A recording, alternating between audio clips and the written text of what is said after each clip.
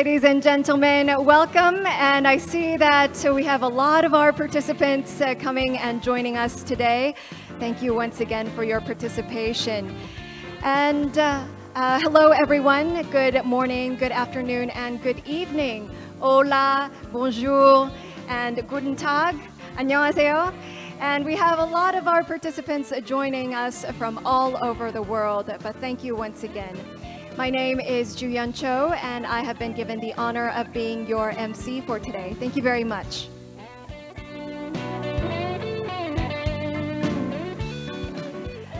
Thank you very much once again. It's currently 4 p.m. here in Korea. I believe that in Central European time, it's at 9 a.m., so you're now starting off your day. We do have some other guests joining from other parts of the world, so thank you once again for your participation. Although we cannot see each other in person due to COVID-19, we have transitioned our event online just to be able to see each other at least face-to-face online.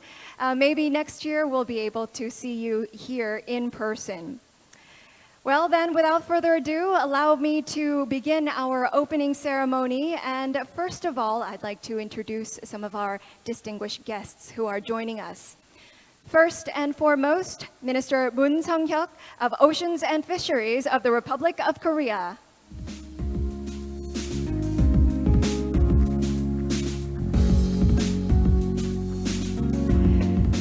Thank you very much, Minister. We also have from the Ministry of Oceans and Fisheries, Director General Byung Do-han here with us.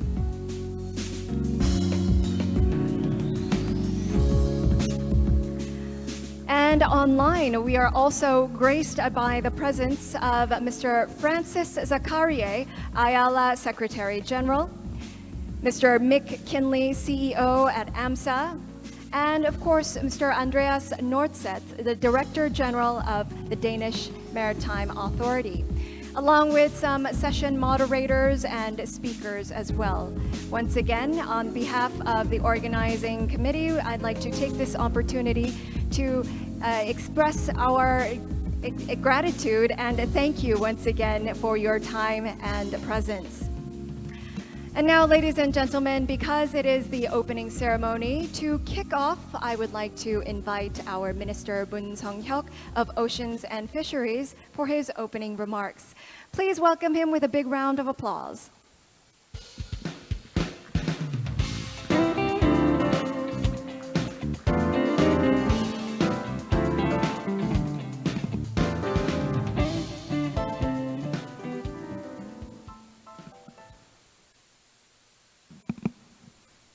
Your Excellencies, distinguished guests, ladies and gentlemen, very good afternoon from the Republic of Korea. First of all, I'd like to extend my warm welcome to all of you, and I appreciate your presence at the Digital SC Asia Pacific 2021 conference. I wish we could meet face-to-face at this conference this year, had it not for the COVID-19 pandemic. Having said so, I'd like to express my gratitude to Mr. Francis Zachariae, the Secretary General of the International Association of Lighthouse Authorities, Mr. Andreas Nordseth, the Director General of the Danish Maritime Authority, for your contribution to this conference. My profound thanks also go to Mr. Kitack, the Secretary General of the International Maritime Organization, Mr. Mick Kinley, the Chief Executive Officer of the Australian Maritime Safety Authority, Mr. Abri, Akmpfer, the Director of the International Hydrographic Organization, who are going to share their important insights on maritime digitalization. In addition, I extend my special appreciation and welcome to the prominent speakers and experts from many parts of the world who participate in this conference. Distinguished guests, I attach great significance to this event, as it is the first conference held in line with the Digital SC initiative that was established among Europe, North America, and the Asia Pacific last year. In particular, the theme of this conference is Leading Digitalization of the Maritime Industry, aimed at contributing to the shared growth by the decarbonization and digitalization in maritime sectors, as well among stakeholders. With this conference, I look forward to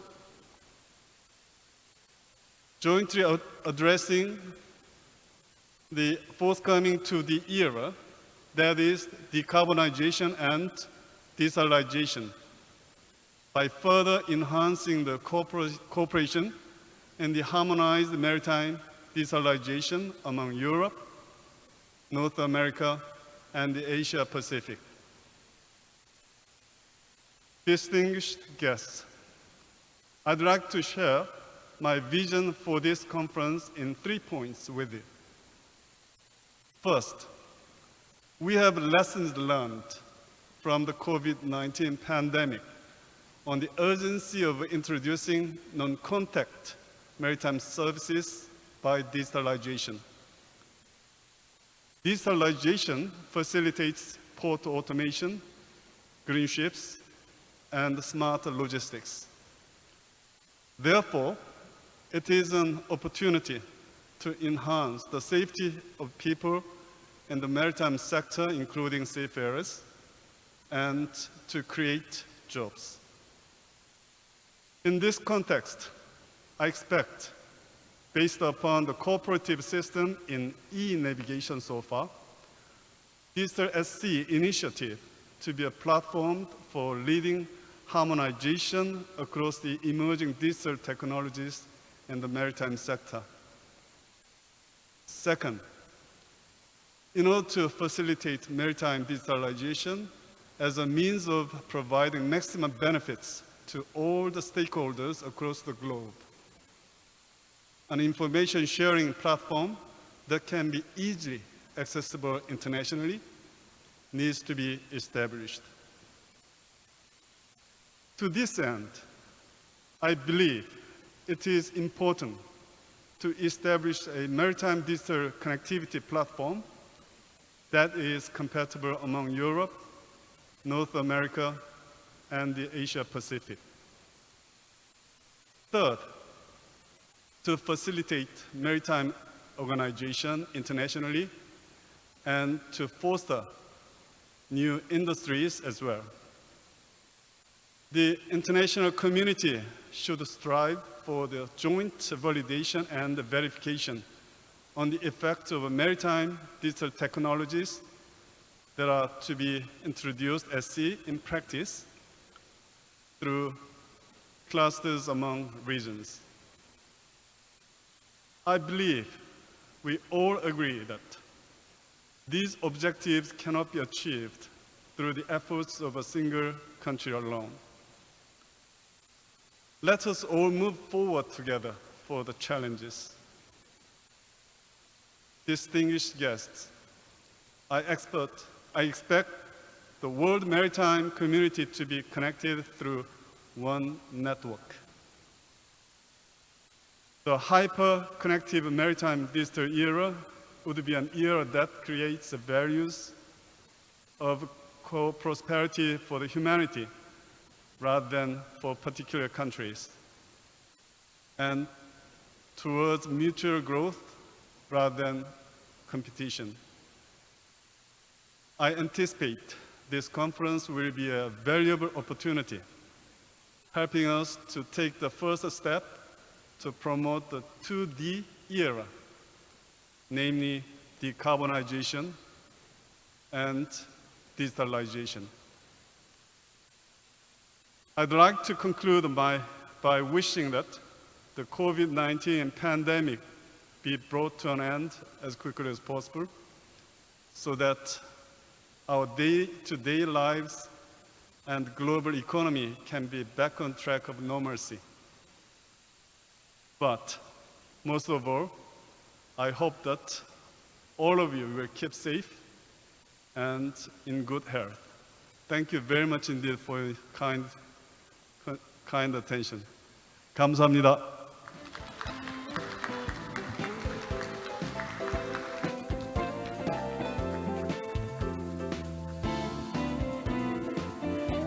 Thank you once again, Minister Moon, for your great remarks and, of course, some encouragement as well for the 5th Digital at Sea Asia Pacific Conference. You mentioned that there's two Ds in the maritime industry, digitalization and decarbonization. I believe that our theme for this year is very much in line with these two keywords. And next, we also have some congratulatory remarks from our guests overseas in order to commemorate our event. First of all, I'd like to introduce to you Mr. Kitack Lim, the Secretary General of the IMO, or the International Maritime Organization. He has sent us a video with his congratulatory message. So, ladies and gentlemen, please welcome him on screen. Honorable Minister, Excellencies, ladies and gentlemen, it is great pleasure to join the Digital at the Sea Asia Pacific Conference 2021 with a timely theme, Leading the Digitalization in the Maritime Industry, which provides an excellent opportunity to discuss the future of shipping. The COVID-19 pandemic highlighted the value of the fast, effective, and reliable electronic communications. The argument to embrace the digital future has never been clearer. The maritime sector is at the heart of connecting the global supply chain around the world, keeping global trade flowing, including critical supplies. Shipping will also be at the center of the economic recovery from the COVID-19 pandemic and is essential for sustainable growth far into the future. Now is the time to look ahead.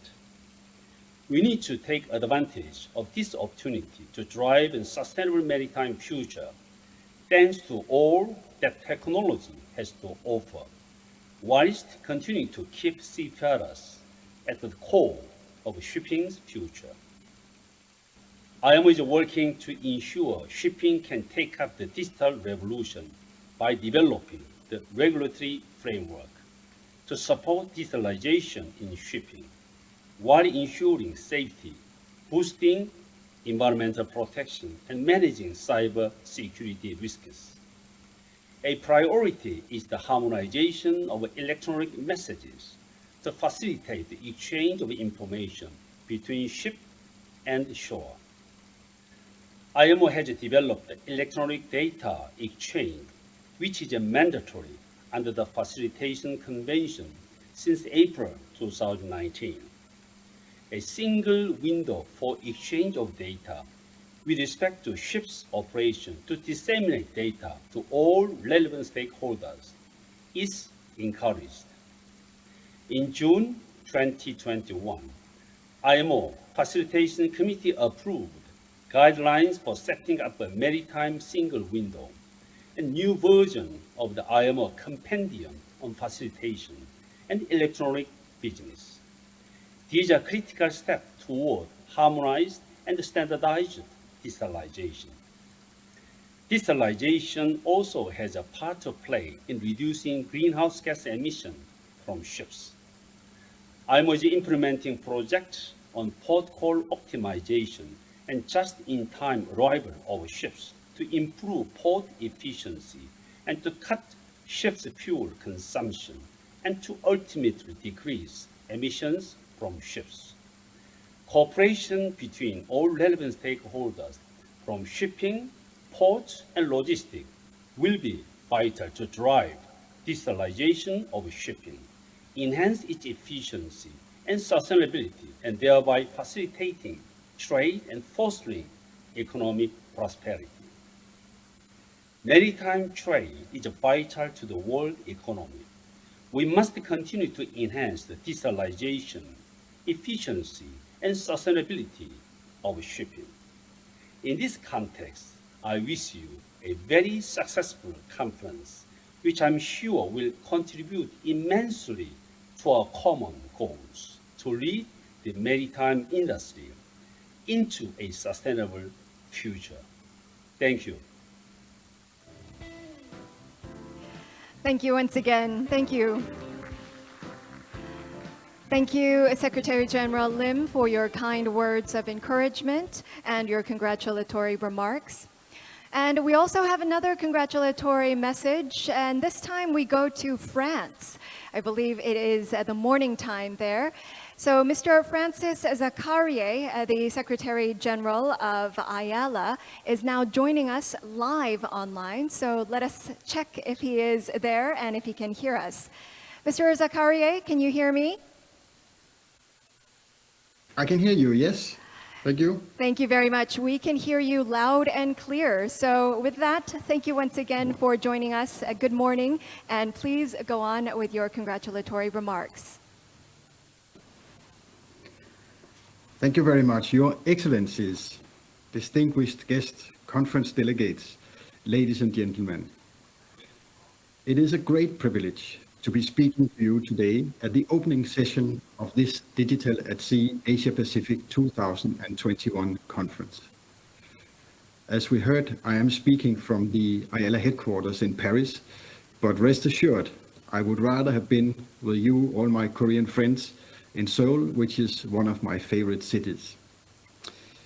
This is the first in the new series that commenced as e-navigation underway in the waters of the Baltic in 2011, under the able hosting of the Danish Maritime Administration, with the support also at that time from IHO, CIRM, the Nautical Institute, and the EU-funded Nordic partnership that was known as the Efficiency Program.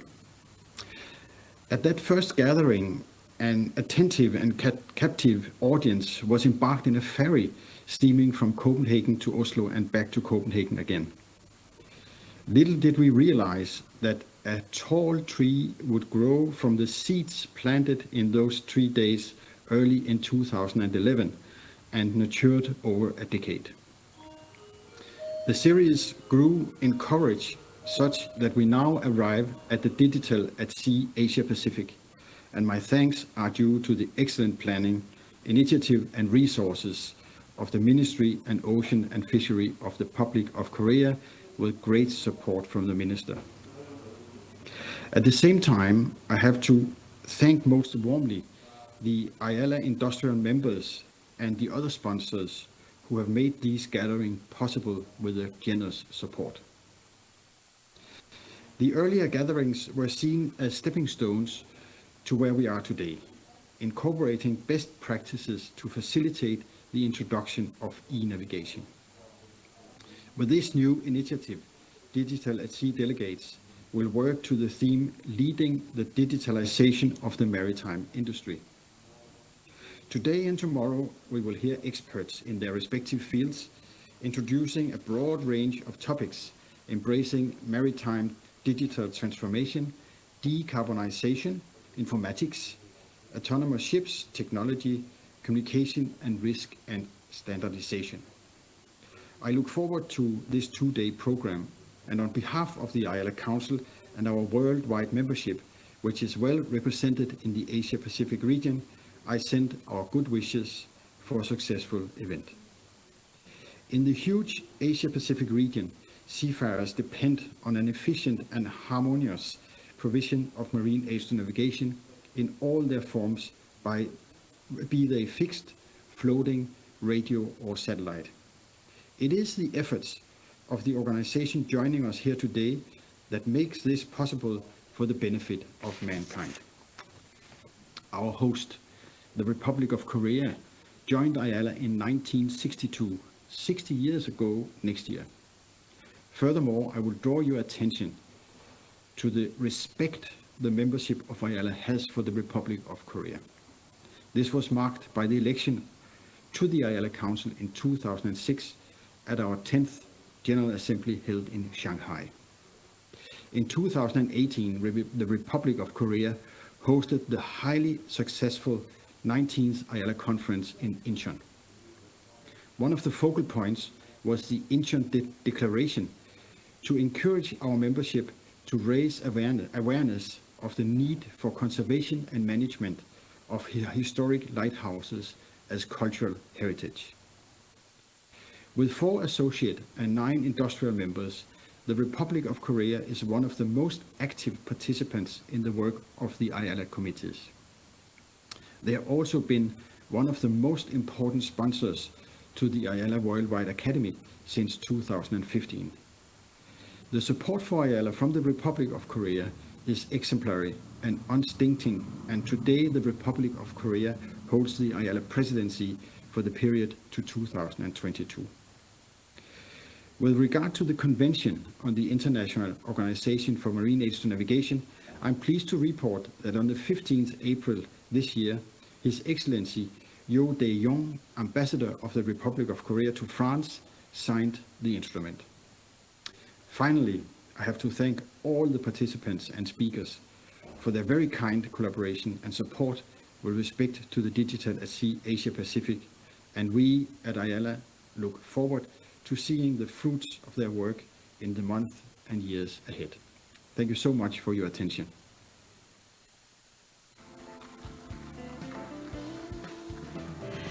Thank you once again, Mr. Zachariae, for your precious remarks. Indeed, we would love to have you here in Seoul at the earliest possible. Maybe next year we'll be able to see each other in person.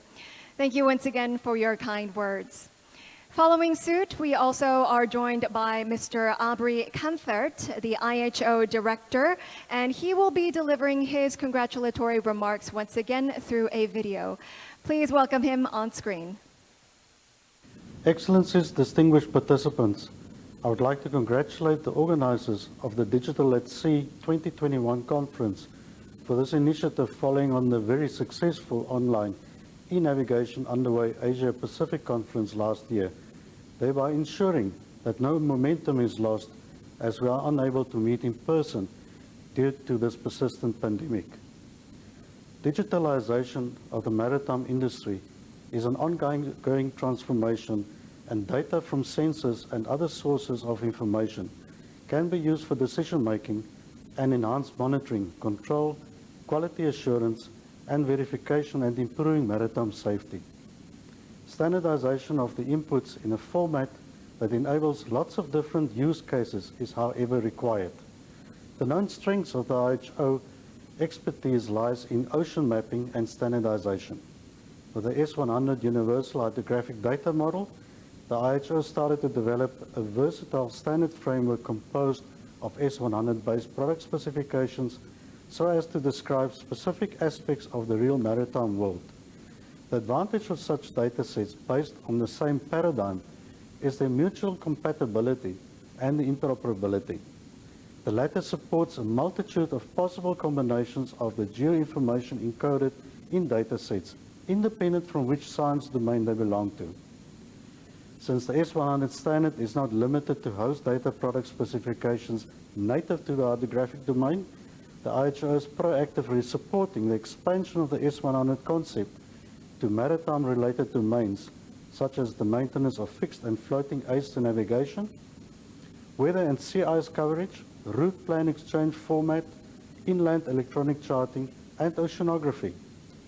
IHO S100's approach is potentially applicable to all sorts of maritime information, including chemistry and biology of the oceans, resulting in interoperable datasets.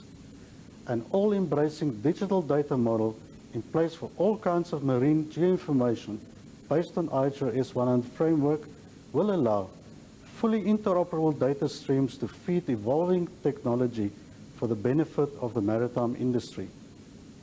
The theme of the conference, Digital at Sea, leading the digitalization of the maritime industry, indicates direction, and the program with expert speakers promises to provide exactly that. Thank you once again. Please give him another big round of applause. Thank you. Thank you for your kind words and your congratulatory video. And last but not least, joining us from Australia, we have Mr. Mick Kinley, the CEO of the Australian Maritime Safety Authority, or AMSA. I believe that Australia is 1 hour ahead of us, so he will be meeting the evening time a little bit earlier. But Mr. Kinley, are you there and can you hear me? I am here. I hope you can hear me okay. Yes, thank you once again for your participation. So please go ahead with your remarks. Thank you. Thank you very much. And ministers, secretaries general, directors, ladies and gentlemen, good day, annyeonghaseyo from Australia. And it's an honour to have the opportunity to speak amongst such august company. Particularly in this year, which marks the 60th anniversary of diplomatic relations between the Republic of Korea and Australia. Digital at Sea Asia Pacific, along with the Digital at Sea international events, are the most important global events leading the digitization of shipping, not from the perspective of commercial gain, but from the important and critical purposes of safety, environment, and making the jobs of seafarers easier.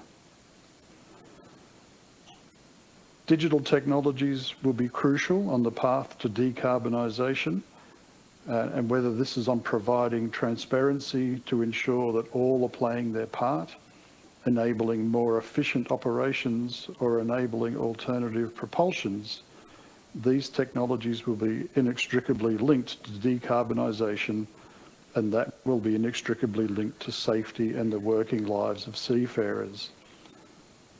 I was speaking to a ship operator yesterday who are using technologies in the big form of big data in the high-low platform for safety improvements, using big data and predictive technologies to actually predict what accidents are likely to happen and improve safety. So digitization is really impacting on all aspects of shipping. The skills that seafarers are going to need into the future are also going to be very different, so they are equipped to deal with this new world, and we members at the IMO really need to start thinking about this and how we are going to take human factors into account with all of this work. So briefly, congratulations to the Ministry of Oceans and Fisheries of the Republic of Korea, the Danish Maritime Authority and IALA for organising this event, and the successful evolution of e-navigation underway into something which is much bigger and so important to the future of shipping, and that is the Digital at Sea events. I wish you an engaging and successful conference, and I look forward to the outcomes. Thank you, and good evening from Australia.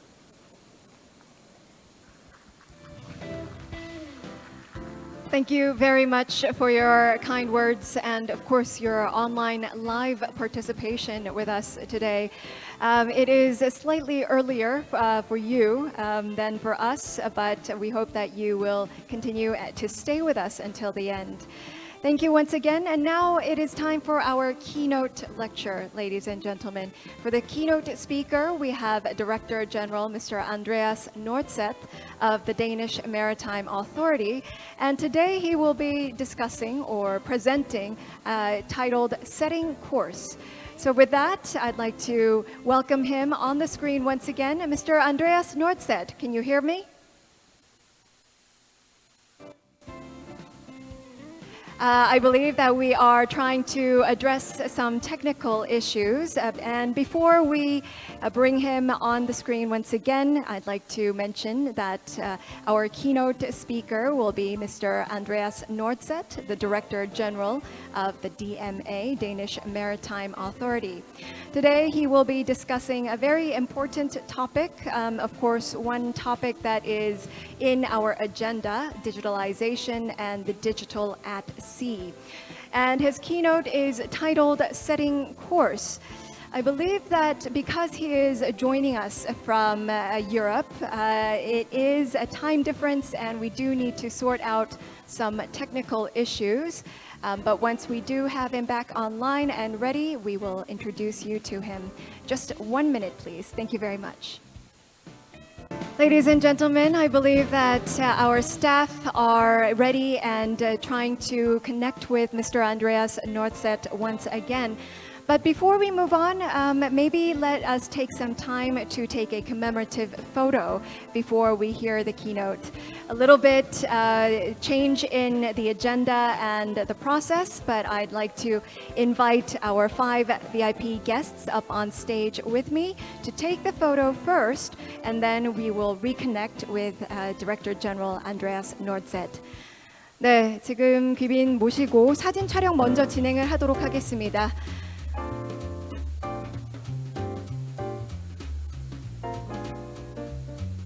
네, 안내에 따라 서주시면 감사하겠습니다. 저희가 3번 촬영을 할 예정입니다. 그래서 장관님 잠시만 서 계시면 저희가 촬영을 바로 진행을 하도록 하겠습니다.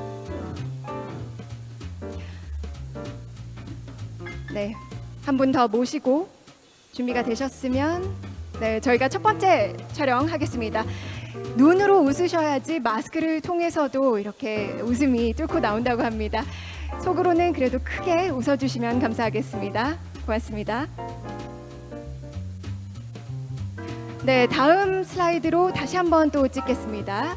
네, 이번에는 박수를 한번 쳐볼까요? 박수 좀 부탁드리겠습니다. 네, 고맙습니다. 네, 그리고 마지막 슬라이드로 다시 한번 찍겠습니다. 이번에는 화이팅 괜찮으시면 화이팅을 해주시면 감사하겠습니다. 네, 고맙습니다.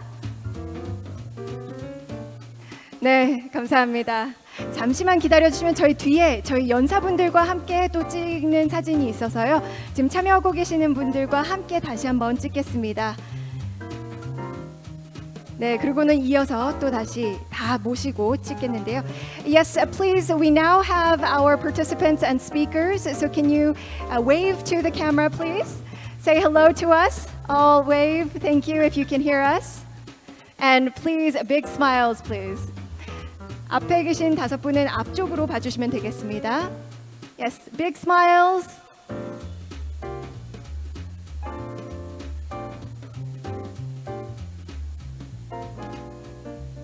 네, 감사합니다. 이제 저희 다 참석하신 모든 분들과 함께 마지막 찍도록 하겠습니다. 마지막 촬영. Last photo with all of our participants. Thank you once again. A big round of applause, please, ladies and gentlemen. 네, 감사합니다. 네, 자리로 모시겠습니다. Thank you once again. We will now have you back to your seats. Thank you for your participation. Thank you once again, ladies and gentlemen. We will try to reconnect with Director General Andreas Nordseth. I believe that we are incurring some technical issues, but after some of our presentations, we will have him back online and we will address the problem and deliver the keynote. Once again, we are going to start the session and the discussions. We have 5 different sessions prepared for the duration of 2 days. The first session that we will proceed with is titled Maritime Digital Transformation for Decarbonization. Decarbonization has been a big issue and a key word in the industry, so we will start off with that. After we have 3 presentations, we will move on to the second session titled Platform, Focus on Informatics. And again, we will have 3 presentations. If you do have any questions during the presentation, please make use of the chat window and post your questions there. Or if not, you can also refer to our official website, the questions conference section. And so then we will be able to deliver all of the questions to our speakers at the Q&A session. And tomorrow we also have a full day planned, so please, we ask for your participation as well. Tomorrow we have a total of 3 different sessions. from core technology and standardization to harmonization on maritime digital transformation, and then, last but not least, the Digital at Sea conferences. Tomorrow as well, we will be starting at the same time, 4 p.m. Korea Standard Time, and we will be able to see you with the various different presentations. Tomorrow, the same process. We'll have the chairs and the presentations, and afterwards, the Q&A session. And please make use of the Q&A site for your questions. I will be here today and tomorrow to ensure that a smooth process is ensured for our presenters as well as our participants. We kindly ask for your undivided attention and participation until tomorrow. And now I believe that the stage has been set for us to start the first session. The first session, as I mentioned before, will be titled Maritime Digital Transformation for De-Carbonization. And I will also be joined on stage with Mr. Sun Bae-hong, the Director at the Ministry of Oceans and Fisheries of the Republic of Korea. So now I would like to invite Mr. Sun Bae-hong up on stage with me. We'll see you up on stage. So thank you once again, ladies and gentlemen. And now I have Mr. Sun Bae-hong right next to me here on stage. So thank you for your participation and say hello. Yes, good morning, good afternoon to everybody. Nice to meet you. We welcome all of you to our conference today. Yes, definitely. So thank you once again for joining me here up on stage. Today we will proceed with session 1, and I believe that Mr. Sun Bae-hong also has a lot of expectations. Digitization or digitalization and decarbonization in the maritime industry is one of the key words these days. And I believe that there is also a specific role for digital at sea. So can you explain that to us, please? Well, Julians, I think the maritime digitalization has two kinds of roles. First, the maritime safety, and secondly, maritime efficiency. In particular, digitalization will enable the low-speed operation of the vessel, as well as the minimized time duration of ships staying at the port area. So this should contribute to the dramatical decarbonization in the maritime sectors over the world, I believe. Yes, I also agree with that. Safety and digitization are some of the very important keywords that are discussed in the industry. And I have a lot of expectations now after hearing Mr. Hong's comments on the presentations that will be delivered today. I believe that we can just start right away with session 1. Session 1, as I mentioned, will be held under the theme of Maritime Digital Transformation for Decarbonization. And it will be chaired by Mr. Bjorn Borby Peterson from the DMA. I believe he is online with us right now. Mr. Peterson? Mr. Bjorn? Mr. Peterson, I believe that we are a little bit ahead of our time, so maybe Mr. Hong can help us chair session 1 as well. Is that okay? Yeah, sure. Unfortunately, there should be some kind of technical problem between I think so, yes. the platform, especially in the Danish side. So for the time being, while we're waiting for the reconnection with Mr. Bjorn again, I'm going to proceeding this session 1 first. Yes. So during my proceeding these sessions, if the Bjorn you are able to connect this platform again, please send some message to my secretariat. So we are going to change the chair right away. Okay. There are 4 speakers in this first session.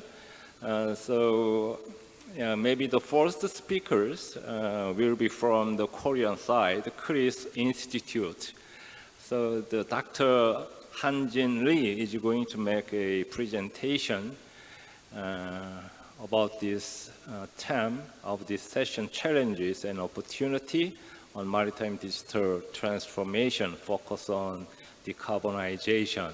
So, Dr. Han, are you ready now to make a presentation? So, okay, so you have the floor, you start your presentation, right?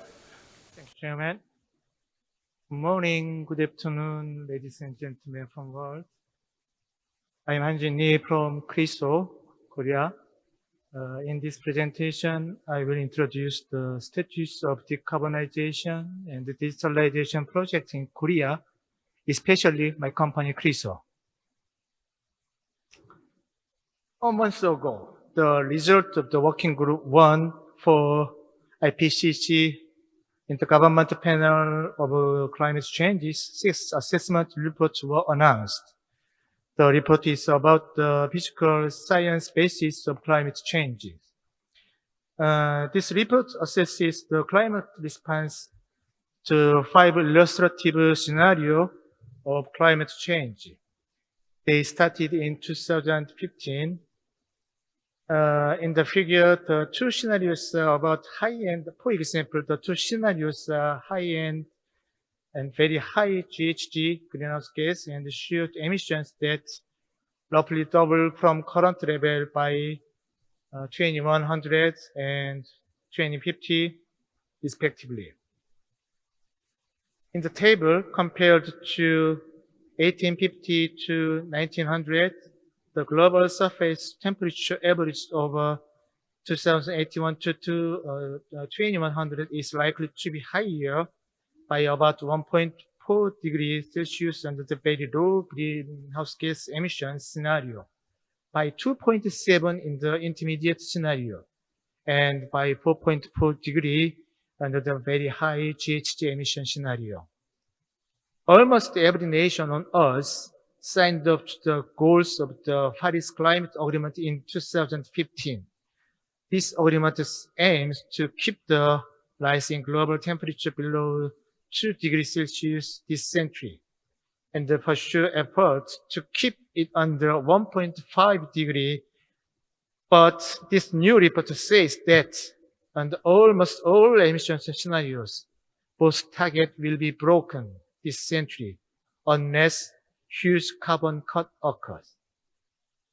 The figure on the right shows the outlook for maritime ship emissions compared to 2008.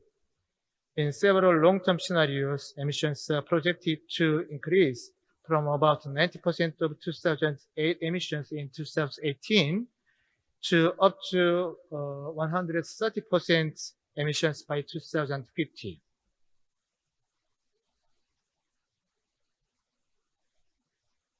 Shipping today is experiencing increasing pressure to decarbonize its operations and to reduce emissions to the air. In April 2018, the IALA adopted an ambitious GHG reduction strategy with a vision to decarbonize shipping as soon as possible within this century. With 2008 as a baseline year, this strategy aims to reduce at least 50% of total GHG emissions from shipping by 2050.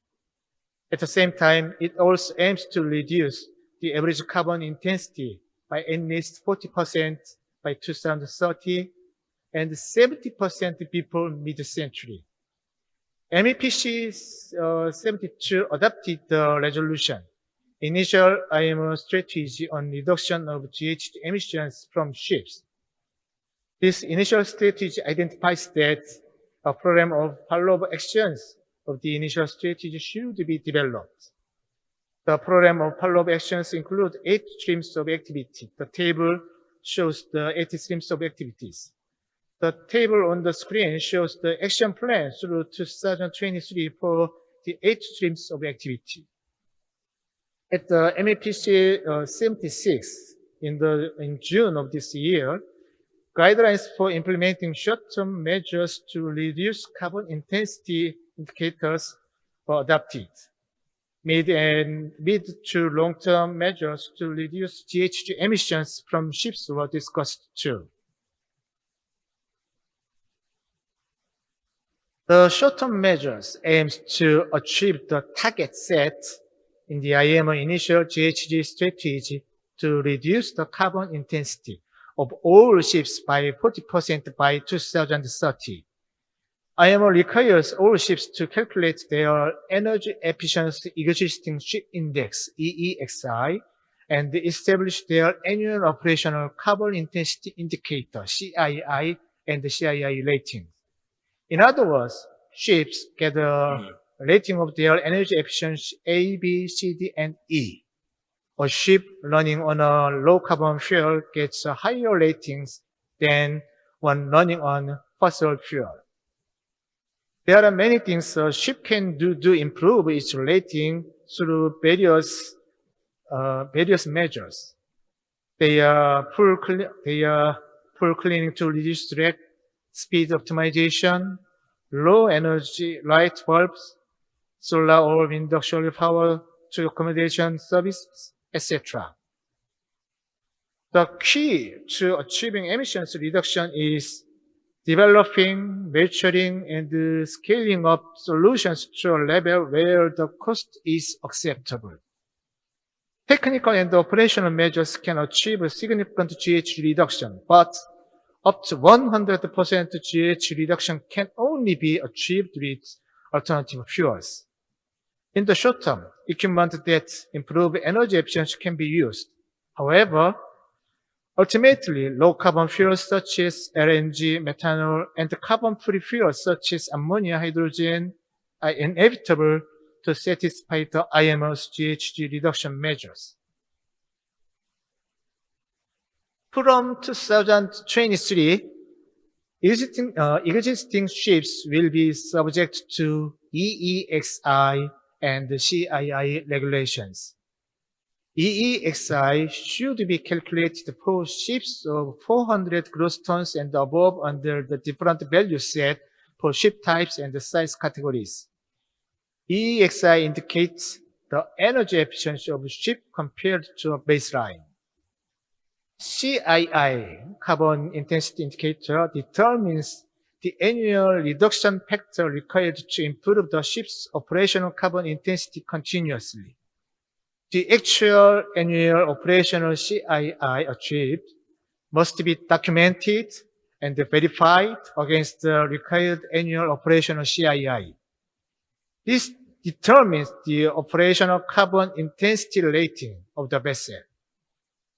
The performance level would be recorded in the ship's Ship Energy Efficiency Management Plan, SEEMP.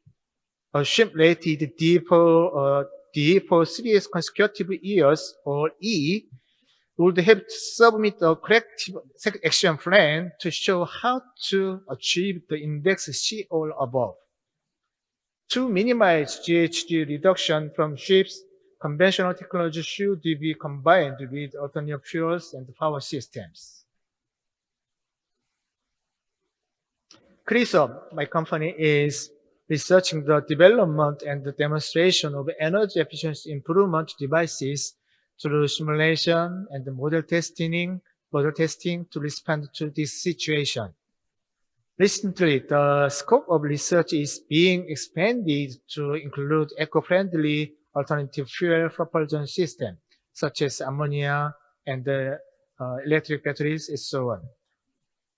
Due to the limitation of existing GHG reduction technology, it is inevitable to use alternative fuels and power systems. To respond to IMO environmental regulations, next generation ship propulsion systems will be very diverse. It is expected that optimal solution will vary depending on the size and the type of vessels. KRISO is researching optimal fuels and propulsion system configurations for small coastal ships and large offshore ships, respectively. The major technologies for reducing GHG emissions from ships currently being researched by KRISO are divided into three parts. The first about the propulsion technology of eco-friendly alternative fuels. The second is about the configuration of the power system, operation status monitoring, and operation optimization technology. The last is about new hull form development and energy-saving devices. There are many types of eco-friendly alternative fuels, such as LNG, ammonia, hydrogen, and the battery were analyzed and summarized in the table. Now, fuel for vessels must be eco-friendly. Additionally, fuel supply, space utilization, and shipbuilding cost should be considered. This table summarizes the current state in consideration of the use of ammonia or hydrogen co-firing engines and the use of hybrid electric propulsion engines, and so on. The problem is the current level of technology, required space, and additional facilities, etc. Ammonia, hydrogen, and electric batteries have very low energy densities in terms of volume. So this means that the system size required to store the same energy increased. It is one of the important reasons why the optimal solutions should be different depending on the size and the type of vessel. There is not yet single solution, and various means will be mixed, I think. In many cases, it is expected to be used in conjunction with existing propulsion systems in hybrid form. From now on, I will introduce representative projects carried out or planned by KRISO, my company, related to decarbonization. The first is the development of an electric-powered car ferry funded by the Ministry of Oceans and Fisheries.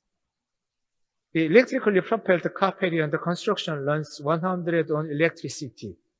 This car ferry will utilize the removable power supply system, which means that ports don't need high voltage facility for direct charging.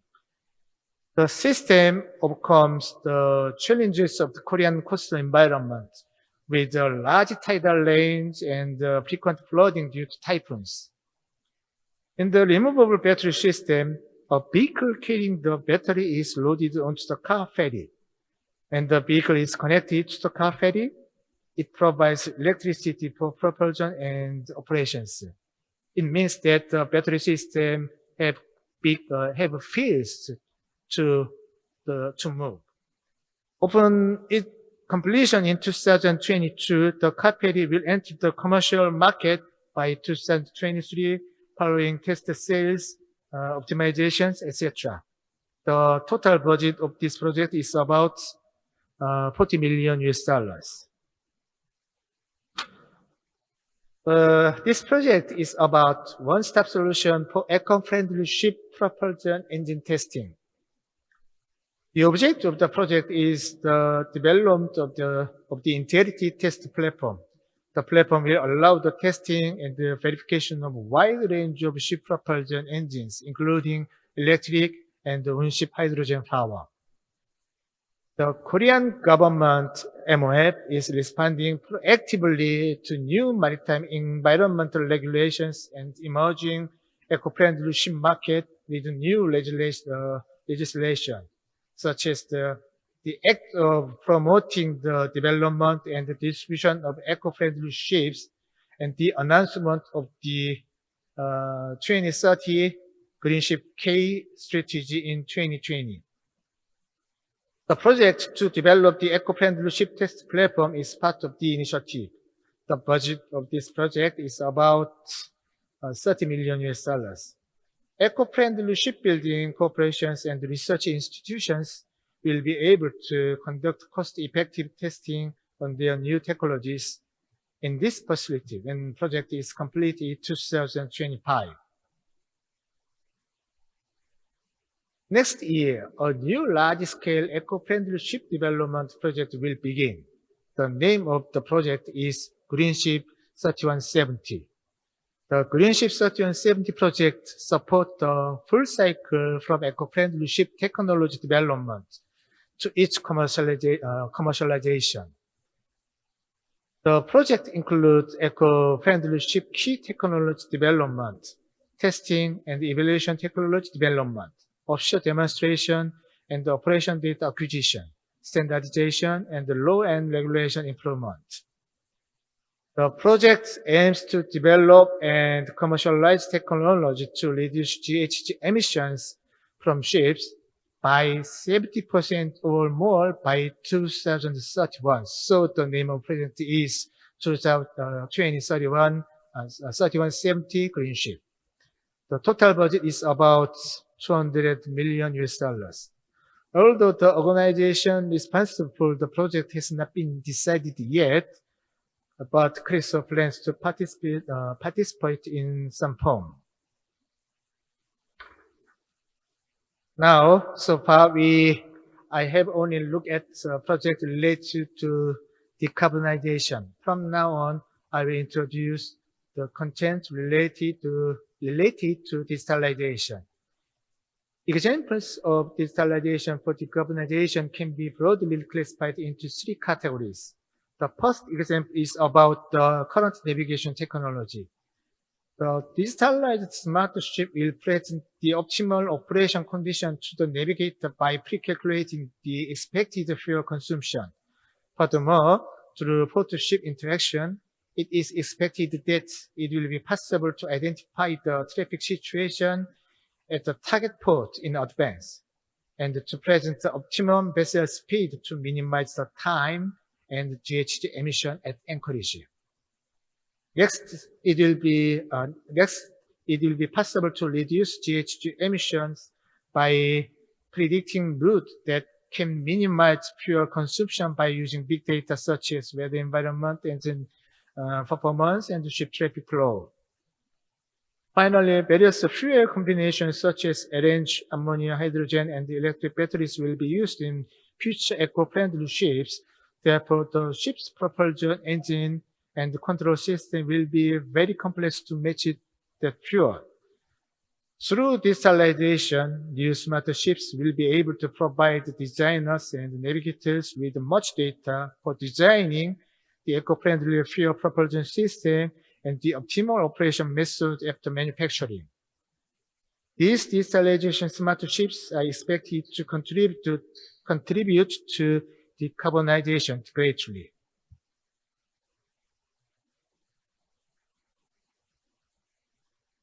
Digital services for ships that can be easily conceived include monitoring and managing smart ships and optimal route guidance for ships. The picture on the left shows the general situation of the smart ship monitoring service. This site is Hyundai Global Services Digital Innovation Center, mainly managing Hyundai Heavy Industries smart ships. The picture on the right side is an example of using the safe route guidance service developed by Smart Navigation. The picture is the result of the Smart Navigation development project. This service is for small vessels such as fishing boats and provide a safe route to avoid low water depths, dangerous objects, and the various no-go areas. Unlike the general weather routing service, it aims to secure the safety of small ships in Korean waters. However, I think the essence of digital transformation in ships is maritime autonomous surface ships, MAS. The Korean government also started the Korea Autonomous Surface Ships project in 2020. It was jointly funded by MOF and the Ministry of Trade, Industry, and Energy. The total budget is about $130 million. KRISO and Korean Register formed the project office together. The project's objectives are the development of core technology of autonomous ships and laying the foundation for commercialization. This project plans to build a medium-sized merchant ship engaged in international voyage to test the performance of maritime autonomous surface ship. It is planned to operate the ship at IMO level 3 in the ocean and level 2 on the coast. Of course, a project for the port digital transformation will also start next year. This project aims to develop an information chain between the ship information system, such as navigation, the port information system, and the hinterland information system to improve the efficiency of port logistics and to protect the environment in the port. The task is divided into 3 groups. The first is to collect the data needed to build the information chain and standardize the data format. The second group relates to reasoning missing links necessary to construct an information chain network using AI technologies such as deep learning. The final part is to develop a prototype to examine the effectiveness of the services. The total budget is about $12 million. KRISO plan to participate in this project as well. So far, it can be expected that this digitalization project will increase the operational efficiency of ships and ports, and that the result will lead to a reduction of GHG, greenhouse gas. However, digitalization project that directly aims to reduce GHG have not yet been carried out in Korea. Almost all digitalization project aims to increase efficiency. GHG reduction is an effect resulting from increased efficiency. Now, I think it is necessary to expand the scope of digitalization to include new decarbonization technology, as well as obtain GHG reduction effect from the result of digitalization projects. Most decarbonization projects aim to develop new propulsion systems using alternative fuels. For ships equipped with such a propulsion system to be commercialized, monitoring and maintenance service for complex eco-friendly propulsion system must be provided. Furthermore, it must be possible to calculate and optimize the consumption of alternative fuels under various operating conditions to ensure navigation with the lowest actual energy consumption. Finally, based on these technologies, route planning and port optimization should be possible considering alternative fuel supply chains, port situations, and GHG reductions. In conclusion, I think the development of digitalization technology focusing on decarbonization technology should be considered for effective environment protection and effective GHG reduction. Thank you for your attention. Thank you.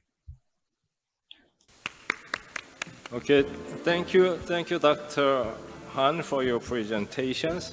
While we're listening to the presentation, I believe that Mr. Byun is connected to this conference. Byun, do you hear me now? So, Byun, so let's resume the session 1 again. I believe that Mr. Ulf Sue is ready to make a presentation, right? Ulf, are you ready? Yes, I am ready. Okay. I'm here, and I hope that you can put on my slides there. Yes, we have. Yes. Thank you. So, sea traffic management, we've been part of e-navigation for a long time. And we've been at the first e-navigation underway conference, and now we're at the first Digital at Sea conference, Asia Pacific. And we're really looking forward to cooperate with the Republic of Korea for many years to come. It was really interesting to learn about the projects that Han-Jin Lee from KRISO presented. I see a lot of things coming together. So what is sea traffic management? Basically, it's information. Sorry, I just need to confirm. Is there an echo for you or only for me? On our side, it's okay, yes. Good, perfect, then I'll go on. So it's basically operational benefits and coming from information exchange. And with the using the first operational instance of that platform that was mentioned in the opening speech, an easy platform for everyone to use. And going towards decarbonization, here are 3 measures that sea traffic management helps decarbonization by doing other stuff that gives us benefits, by sailing safer, by loading faster, and by sailing slower. So let's dig into the details. And we start at sailing safer. In one of our projects, we looked at the archipelagos between Sweden and Finland. And how could we do meeting optimization here? Because in this area, we sail 5 to 6 hours in Sweden and in Finland even more. And it's very narrow and many places where ships cannot meet. So we have provided all the pilots and all the ferry tools that can show the meeting points, projected meeting points with all ships traveling in both directions. And then the pilot and the captains can move the meeting point to adjust speed. In this example, you see there's a cross where the projected place of meeting, and then you can move that and meet in a better place.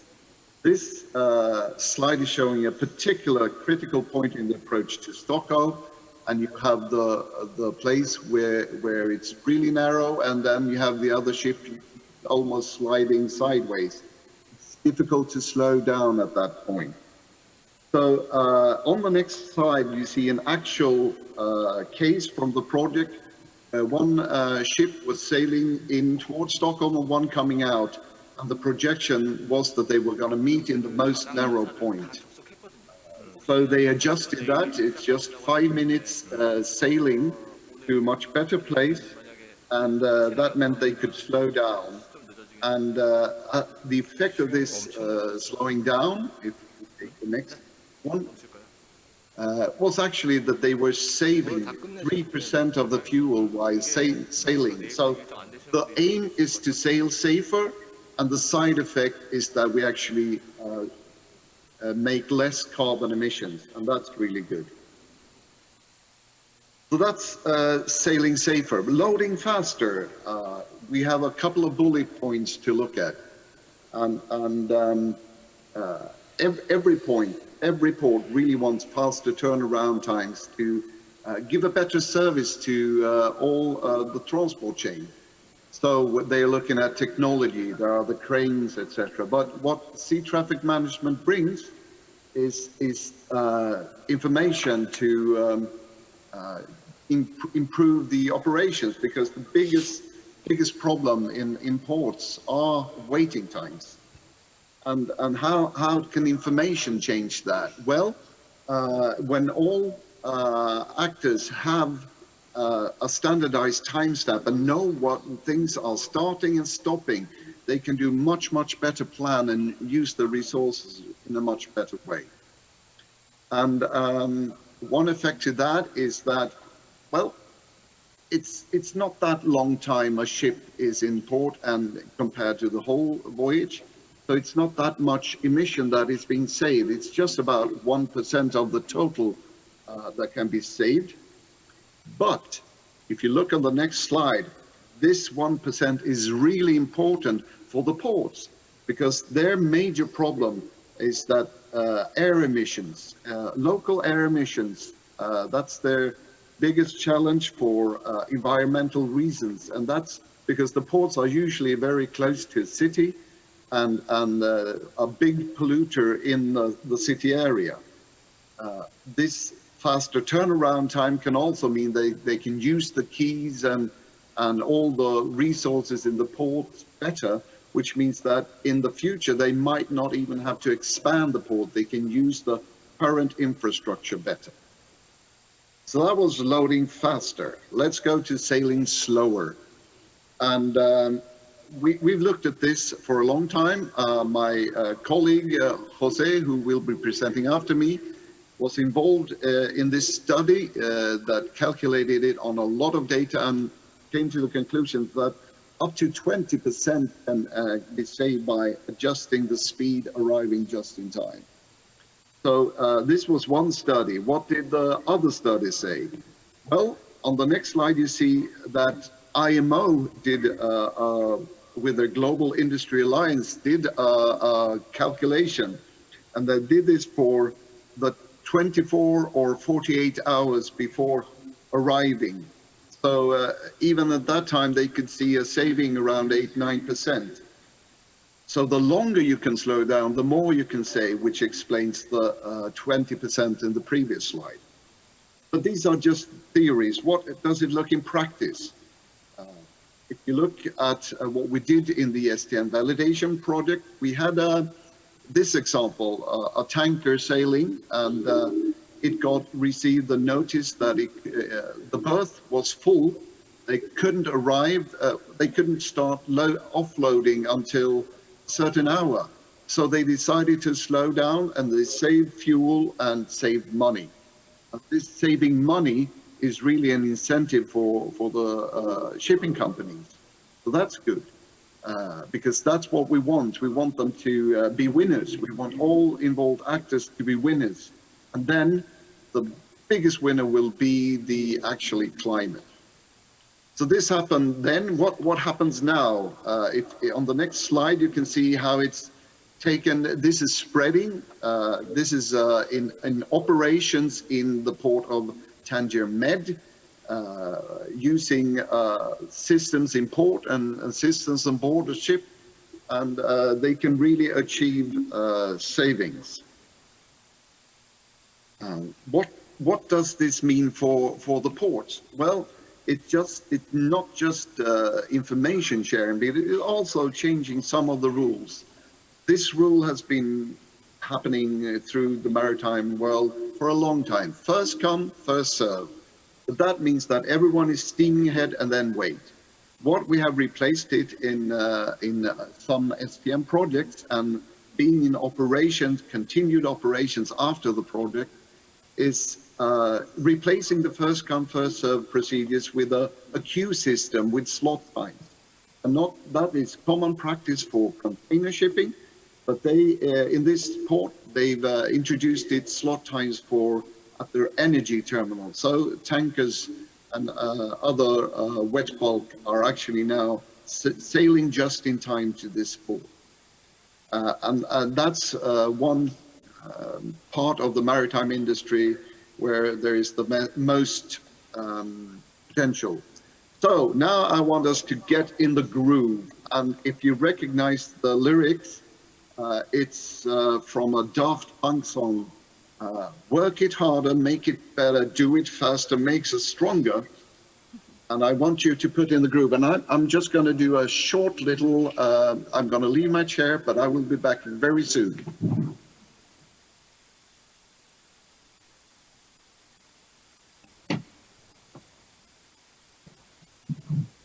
Because to get in the real groove, you need to have the disco ball turning. And now do you hear this song in your head?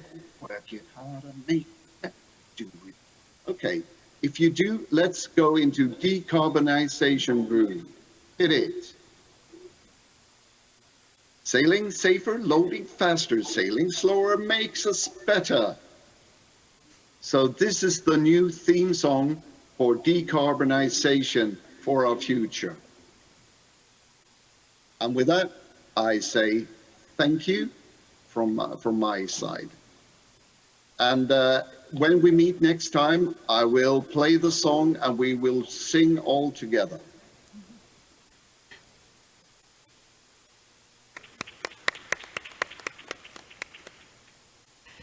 Well, that was a great mnemonic as well as the song that you had created for us. What was it? Sailing safer, loading faster. I forget the third line, and then it said make it better. So thank you once again. Yeah, thank you, Professor. So our Bjorn, you can proceed your chairing for the last speaker.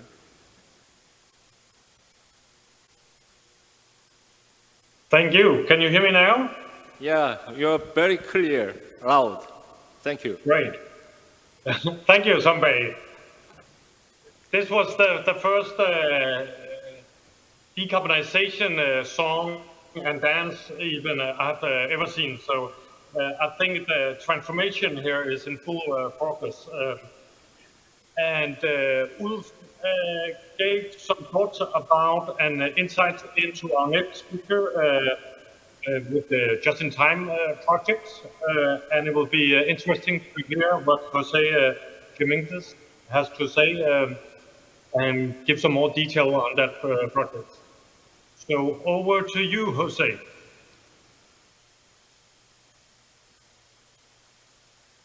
Okay, I hope that you hear me well.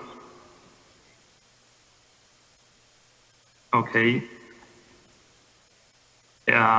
Distinguished authorities and delegates, good afternoon, everyone. Good morning from Spain.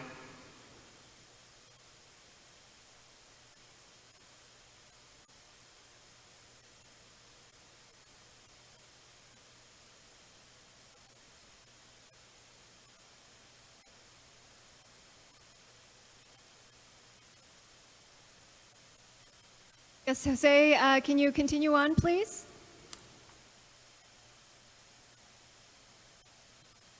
Sorry, I was muted. I see, yes. Okay, can you hear me well now? Yes, we can hear you well. Okay, I hope that you are seeing my slides as well. Yes. Perfect. So I was just introducing the topic of my presentation. Is focused on the common innovation European initiative on the just-in-time arrivals domain and how we intend to build it in line with the continuous improvement towards enhanced efficiency and maritime port decarbonization. I will start with a short background about why it's important for ports and the maritime industry to progress towards just-in-time operations. First of all, I think it's worth to say that there is a recognized need by the industry, both ports and shipping, about the absence of useful and harmonized operational standards. This lack of suitable standards has contributed to fix some structural inefficiencies in the sector, especially when maritime transport interfaces with ports. Waiting times and congestion at many ports and maritime areas, which contribute to generate large amount of additional greenhouse gas emissions. These are examples of this. In this context, IMO has set up several resolutions to facilitate the reduction of greenhouse gas emissions in shipping by optimizing navigation speed and by promoting the collaboration among agents, both from the port and from the shipping worlds, involved in the management of port calls. So, looking at this particular piece of the process, we can say that from the operational point of view, the port call process still relies very much on non-digital communication means, with the particularity that this is a very fragmented process with multiple agents involved that require accurate information in real time to perform their activities. This situation involving non-digital culture generates high volumes of redundant, non-structured and non-standardized information that contributes to maintain this inefficiencies. On the other hand, we see a relevant environmental benefit in terms of greenhouse gas emissions saving when applying different degrees of just-in-time navigation and arrivals at ports. As my previous colleague, Ulf, that has performed a great song, and I have to learn the lyrics, he advanced that during the STM validation project, we simulated different scenarios using 1 year of real AIS data and different scenarios considering speed reduction. And the results showed that potential reductions up to 20% of CO2 and SOx emissions, depending on the degree of speed reduction. But these first studies show a promising potential improvement if the industry is able to adopt efficient instruments to deploy and to work on this just-in-time arrivals schema.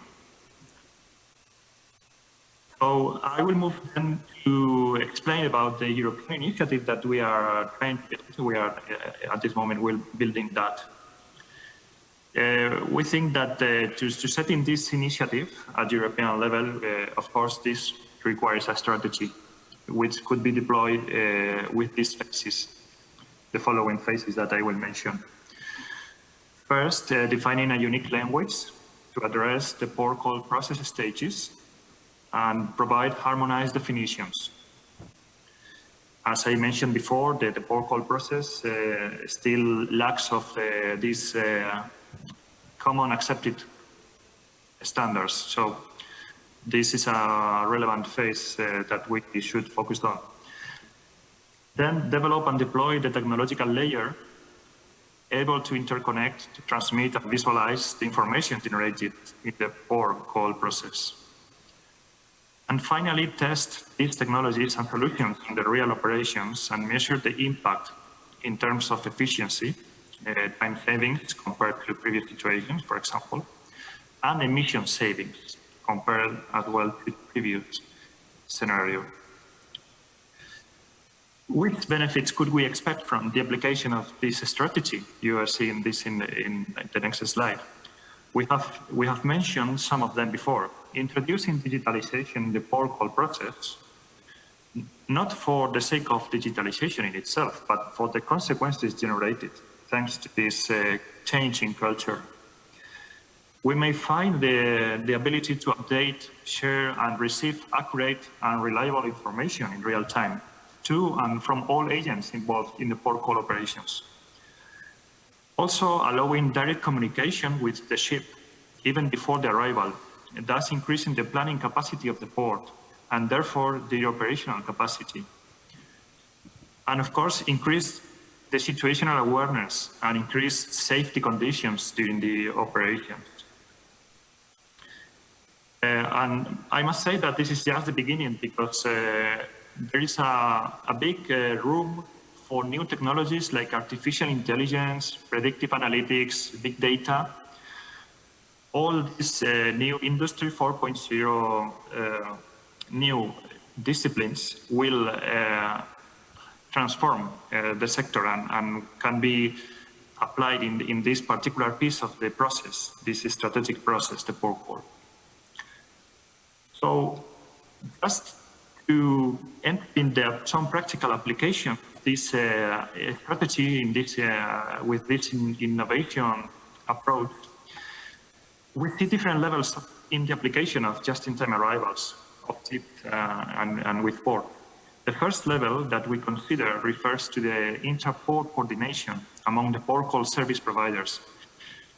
Here we can consider, for example, the pilots associations, towage and mooring companies, and also traffic control operators. It must be said that the coordination among these agents, speaking in general, is done today by non-digital means. And here we are talking about the pure execution process when the ship is already entering into the port. So this requires, as I was saying before, a change in the working culture and in the introduction of these new technologies. Going further, if we expand this scope, another level of integration refers to the port operators, the port authorities, which have a relevant role in the management of the berthing slots. This is in the next slide. Thank you. And the coordination of cargo operations for the ship. Here we introduce the concept of planning of the port call, as terminals and port authorities manage in advance information about the estimated time of arrivals, the start, end of operations and departures, and other key events of the port call process. And finally, as a third level and holistic level, we could say we consider the integration of the previous situations that you have seen, involving all the agents under the same communication ecosystem, and also the ship even before the arrival. Within this environment, all the information related to the port call process could be shared in real time, providing great visibility of the port call process to all the agents involved. And this is a very wide benefit for all the industry. Obviously, achieving this framework requires the deployment of digital solutions that make available the different events and timestamps to everyone under common formats. And I'm finalizing my intervention with this initial message about the need of appropriate standards to be adopted by the industry in order to make this approach a reality. As today, to represent and manage the complexity of the maritime port interface, it requires a digital ecosystem and a compendium of harmonized standards. So that was my intervention, my presentation. This is my last slide. So I really thank you for your attention and thank you for inviting me to this great conference. Thank you. Okay, thank you, Mr. Byun. So we listened to all speakers in session 1. So maybe this is a Q&A session of session 1. Maybe I'd like to make a question from this studio first. Byun, is it okay for me to make a question? Perfectly okay. Yeah, okay, thank you so much. I'm going to make a question to both speakers, Mr. Ulfsue and Jose Gimenez. But one of you can answer to my questions. So I believe your service, STM service, as well as the GIT service, is very useful to increase the port operation as well as the ship's operation, so as to decrease the oil consumption and for the decarbonization as a result of that. So I believe both service is provided and used among all actors based on a platform, right? So, of course, in Korea, we are now providing a e-navigation service based on a platform, exactly the maritime connectivity platform. So, if GIT service and STM service want to be provided and used by all actors globally, there should be some kind of harmonization in the harmonized information exchange among the platform, among the different platforms. So is there any ideas to secure some kind of harmonized way among the different platforms that used in European side for the service of GIT service or STM service, and our platform providing smart navigation service in Korea? So I'd like to listen some answer to my question from Mr. Ulfsue or Jose Gimenez. I don't care. Who is going to answer to my question?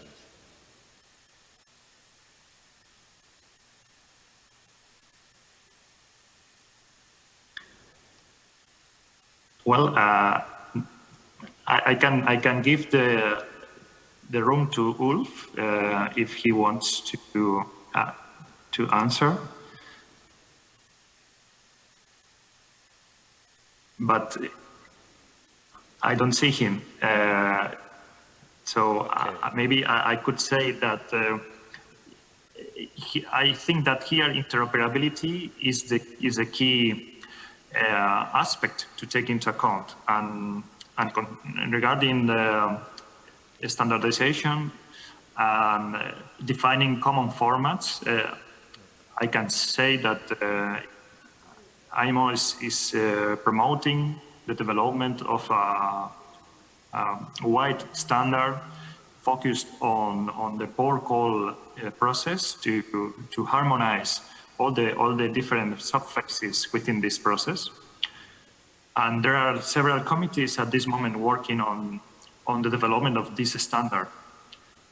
So I see that in order to consider also the compatibility with platforms like this smart navigation platform, of course, it should be taken into account the current formats that this platform is using and how we can help and we can support to establish this compatibility in terms of formatting, messaging, electronic messaging, and interoperability.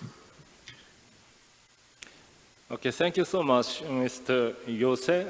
As you answered right now, maybe I believe the interoperability between the different platforms used in each respective regions to the validating and verifying the actual interoperability and effectiveness of your service is very important to make your service facilitating globally. From the point of view, tomorrow the session is going to talking about the cluster to verify and validate each such kind of services globally, the effectiveness and the best practices. So we'd very appreciate it for you to participate in tomorrow's discussion on clusters to solve such kind of problems. Thank you so much. Mr. Byun, you can continue your Q&A session. Thank you, Sun Bei. I got a couple of questions from the audience. One for Mr. Ulf Siebe. See if we could get him to answer this one. There is a question from an audience that think the STM is a very promising project, and the services could have been necessary to expand them around the world, not just including Europe, but the whole world. And the question is, what is the most necessary thing for these services to be expanded around the world? Ulf, can you answer that? Yes, if you can hear me and perhaps even see me. I think it's a lot about what we talk about, chicken and egg situation. But what we can see now is that ports around the world see that they can gain a lot of benefits, even if all the ships are not connected. So the ports and other shoreside actors will probably be the ones who will drive this forward, and the ships will join when they see that there are many ports that have this information, so the information exchange can start growing. So that's I think that's the way it's going to happen. So from the ground up, you could say, in the market. A lot of market. What's also happening is that SMA, the Swedish Maritime Administration, has put forward an output paper to IMO to promote also a working group to look at making some of this information sharing part of the mandatory information.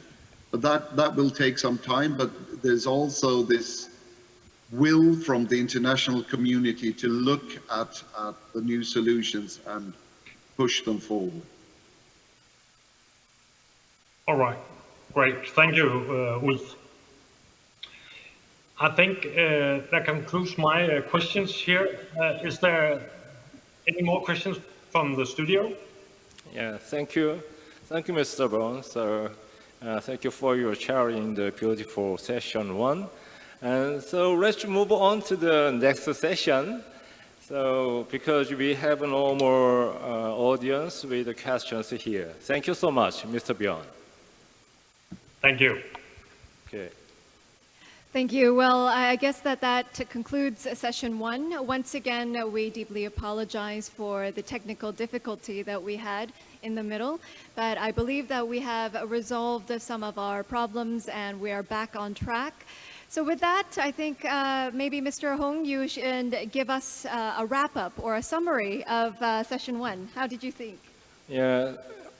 I think even though our session is delayed about half an hour today, but we got a very beautiful and excellent presentation on the decarbonization through the maritime digitalization, especially the STM service and GIT service is very useful. And I wish these two kinds of service to be globalized as soon as possible. Well, thank you very much for the summary or wrap-up. And now I believe that we should go on to session 2. Are there any expectations that you have for session 2? Yeah, session 2 is focusing on the platform. This is very related to the first session 1 to exchange the harmonized information exchange among all relative actors to increase the efficiency in port area as well as ship operation. So anyway, let's proceed on the session right way. The chair is Mr. Thomas Christensen, right? That's right. So session 2 will be chaired by Mr. Thomas Christensen from the MCC, and he will be leading the discussions for session 2, a platform focus on informatics. So, Mr. Christensen, thank you very much for taking this step as a chairperson. And I believe you are connected right now. And so if you can hear us, please proceed. Yes, I hope so. Am I getting through? Yeah, very loud and clear. So good. Okay, excellent. Good. Thank you very much, and delighted to be here. And I hope that I can make my small contribution to make this a fruitful conference, despite the small technical hiccups we've been experiencing. But there's not been much time allocated to make a big introduction of the speakers, so I'll just very briefly say that our first speaker is Yen Yu, Manager of Maritime Safety and Security at BIMCO, and he'll be speaking about developments in maritime digitalization. So Jette, the cyberspace is yours. Thank you, Thomas, and thank you to Digital at CE Asia for both asking me to present and also for hosting this conference. I just want to say that with 15 minutes available, I will keep the presentation of my organization to the possible shortest by saying that BIMCO is one of the largest direct membership organizations for ship owners, charters, ship brokers and agents, and that we are covering about 60% of the world fleet across shipping segments. And the reason why I'm mentioning this is because it's actually making sense when I do the presentation. Although maritime transport in general is the backbone of world commerce, maritime digitalization has, at least in the past, been lacking significantly behind.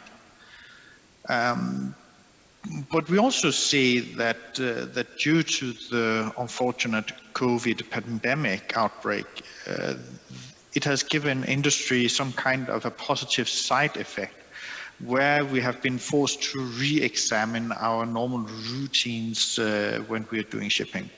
And in this regard to digitalization, shipping has simply been taking a gigantic leap forward by working digitally.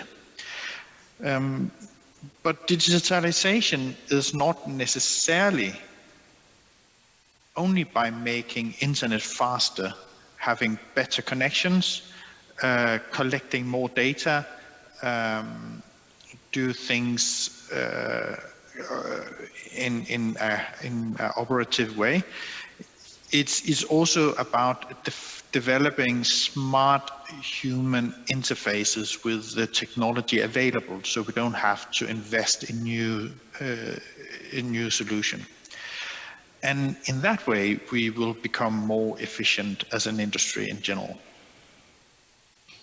Everyone in the maritime industry is looking for competitive advantages, and many see the fields of digitalization as simply just one of them. And it's essential, as some of the previous speakers just mentioned, that we need to collaborate across industry instead of competing, of having the best, the biggest, the shiniest solutions, but instead trying to come together and see if we can find common solutions instead. So my presentation today will give you a high level of comments with regard to digitalization. Next, please. Oh, I think you need to go back to the sustainable goals. Very first slide, please. This one. I will tell you next when to change. Thank you. Next. This one. Please stay. Billions of people around the world rely on the maritime transport in their daily life, and many, although they don't know or they don't realize that they are relying on the maritime transport. And maritime transport is the most cost efficient, it's the most fuel efficient way to carry goods, shipping forms, and it's simply just a backbone of world trade. So no doubt that the hottest topics when listening to many conferences today are about this UN sustainable goals and also how to comply with the Paris Agreement. And most of the 17 goals, which you can see at the monitor right now, and their associated 169 targets may only be realized if a sustainable transport sector are supporting the world trade in general, facilitating the global economy.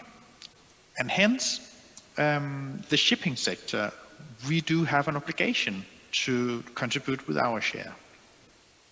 And digitalization is simply just one of them, because it's one by many initiatives. Please go to the next slide. Thank you.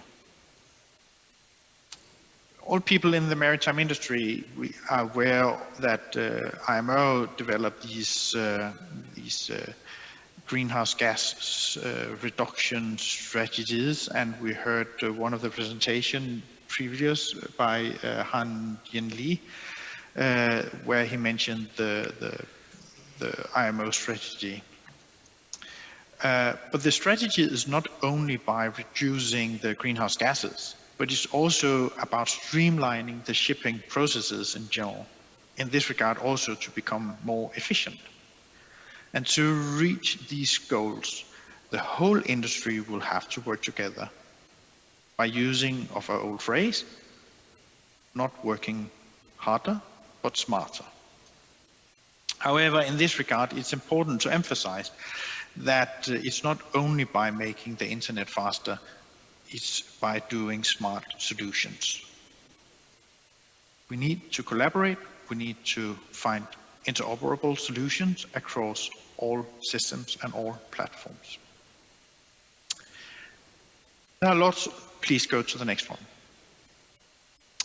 There are lots of different interpretation of what digitalization is, depending on who you're asking and what ecosystem you ask the question.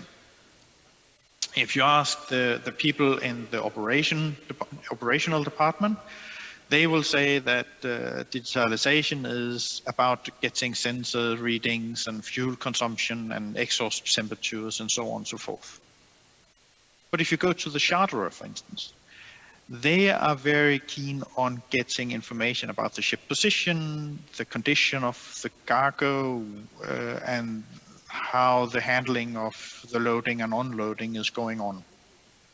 That is, of course, on top of the ship safety and the crew and the cargo conditions. But if you, at the other hand, go to the hinterland and the port, they do pay attention to when the ship is arriving and when it's departing time and so on and so forth. And if you again ask the administrative authority, it's about details in the information on the exchange, information exchange prior and after the port call. So all stakeholders do have different interpretation of what digitalization is.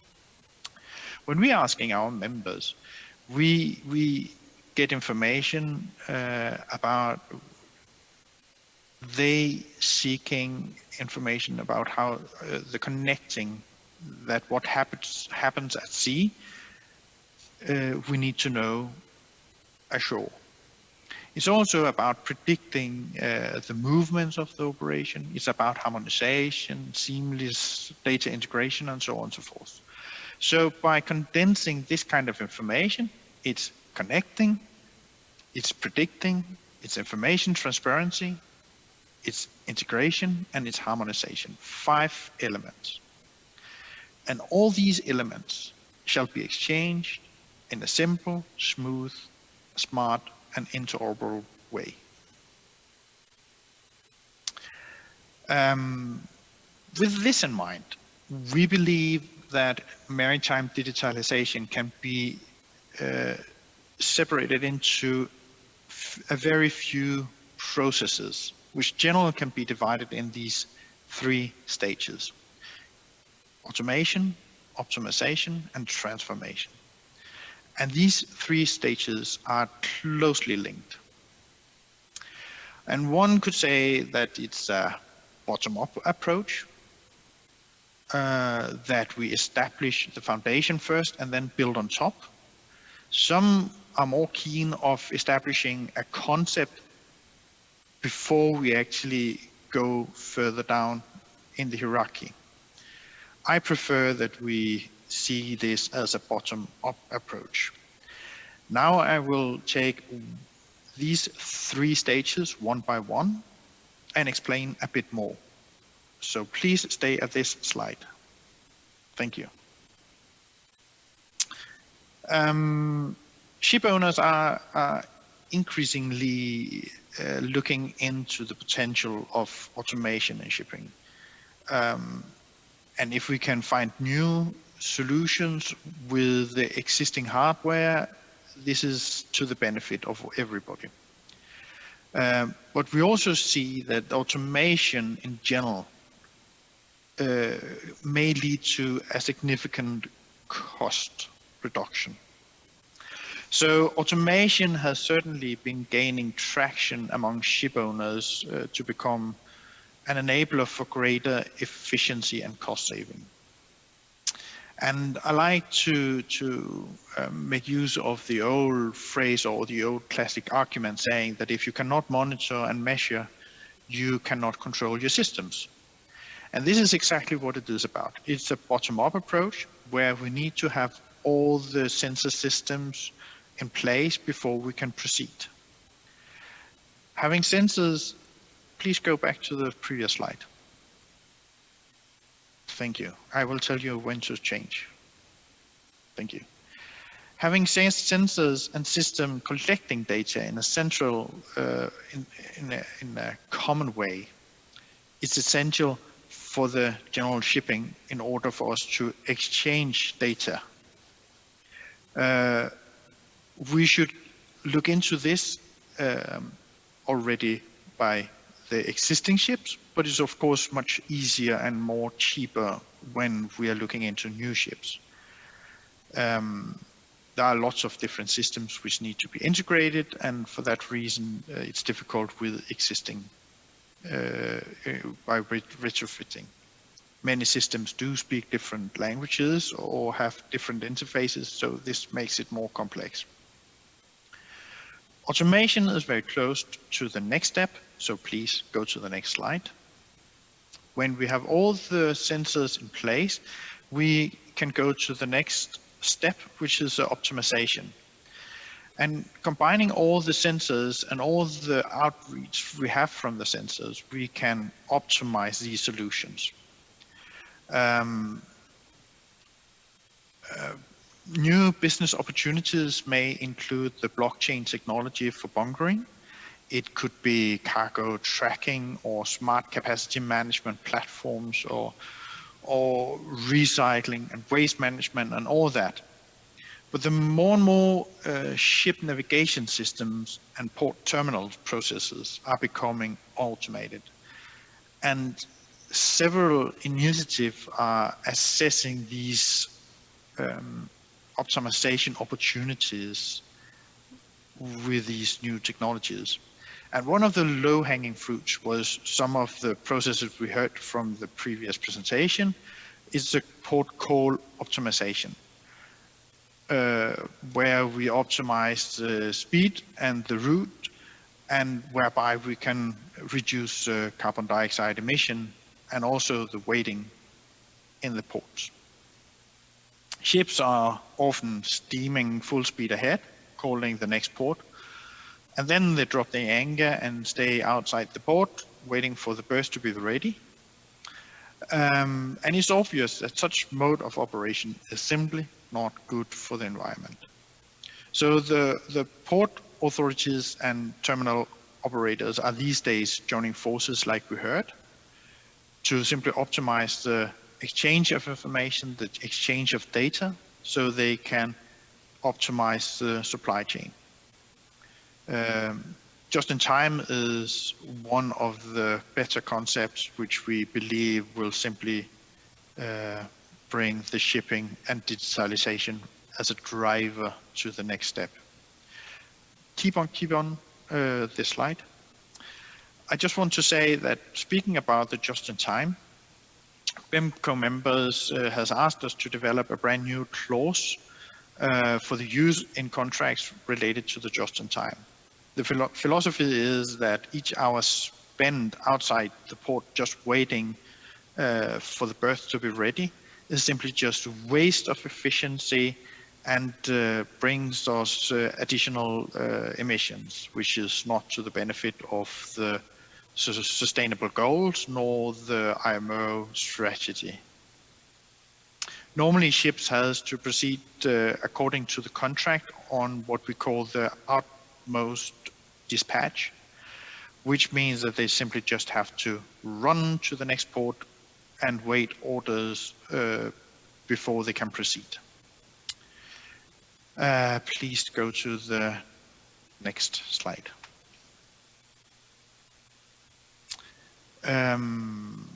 No, the next slide. The previous where the red box is at the bottom. This one, please. Thank you. Concerning transformation, this is where we combine the automation and the optimization in new solution to technology-driven efficiencies in order for us, the supply chain, to become much more efficient. Digitalization will simply just transform not only the port and the shipping business in general, but it will also transform our way of combining the technologies. And in this regard, the autonomous shipping and the positive side effects following the autonomous shipping is simply just one of them.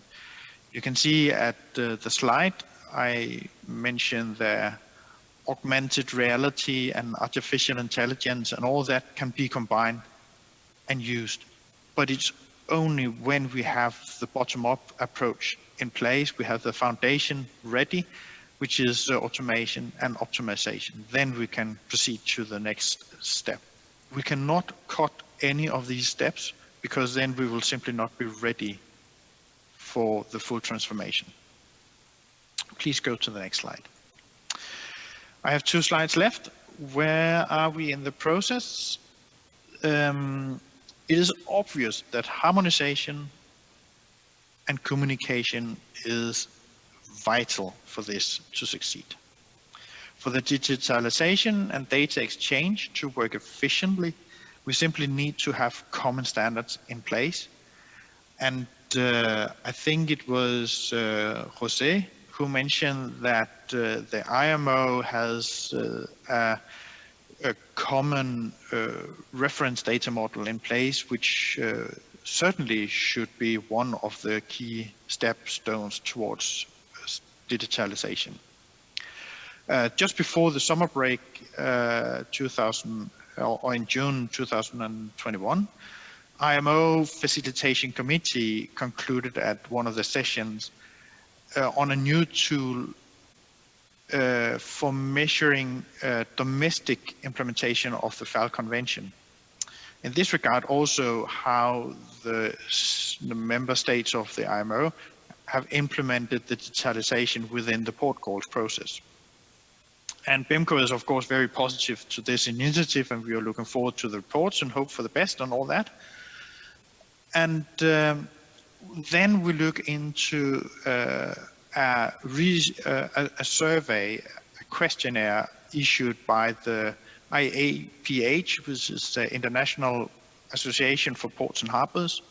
And they have been doing this survey, and it reveals that only 30% of the responding ports comply with the mandatory IMO requirements. And interestingly, it's the main barriers to digitalize cited by the ports were the legal framework within the country or the region. It's a kind of human capital limitation. And it's not the technology which is a cumbersome problem. So this brings to a kind of conclusion saying that cooperation across technologies is so important. Although the technologies and standards for data sharing is in place, many stakeholders simply just are not prepared to embrace them and make use of it. And some do even refuse to make use of common international standards. And there be reason for that, either because of ignorance or lack of awareness of new standards or general standards in place. Or it may be so that they simply want to push for a regional or national standard to maybe to become international. And that is not to the benefit of the digitalization in general. If that is the case, that we only by global regulation can force the policymakers to facilitate cooperation between platforms and solutions, then I think actually we are in a not so good position. We should have much better collaboration within the industry, which will not be forced by regulation. We also may have a kind of educational challenge. Maritime informatics may be a new language for us. It may be a new discipline. There will be a presentation by tomorrow by my good friend Mick Lind from RISE, who will explain more about the maritime informatics, but that will be tomorrow, hopefully. My last slide is a kind of outlook for where we are with regard to digitalization. There are a few things I want you to remember. And one of them is that harmonization and interoperability is key to success for the sustainable maritime digitalization. It's not about having the biggest and the shiniest solution. It's simply just having use of the common standards. And new technologies could be the maritime connectivity platform.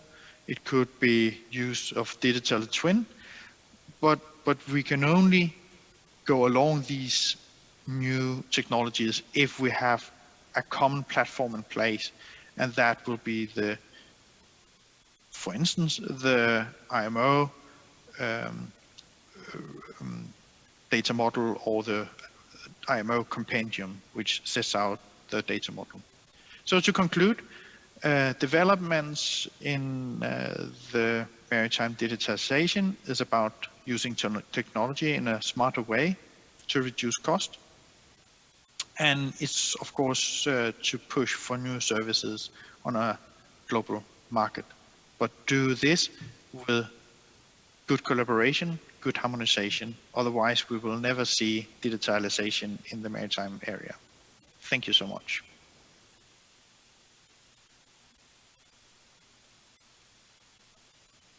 Thank you very much, Jeppe. And we'll take the questions at the end of the session. And just for the Secretariat, there's a lot of echo in Zoom. I don't know if it's possible to mute the other channels than the speaker, then maybe it could be removed. Anyway, we'll move on, and I'm particularly delighted to present the next speaker, Thomas Christensen, Secretary General of the Maritime Connectivity Platform Consortium. Thank you very much, and I think my presentation will go up very soon.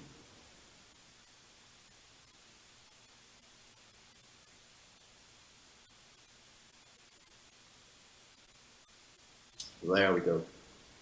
All right, so I was given the title here, Common Platform for Maritime Informatics and the Role of the MCC, which obviously is not very far from my core business, so that's very fortunate. Next, please.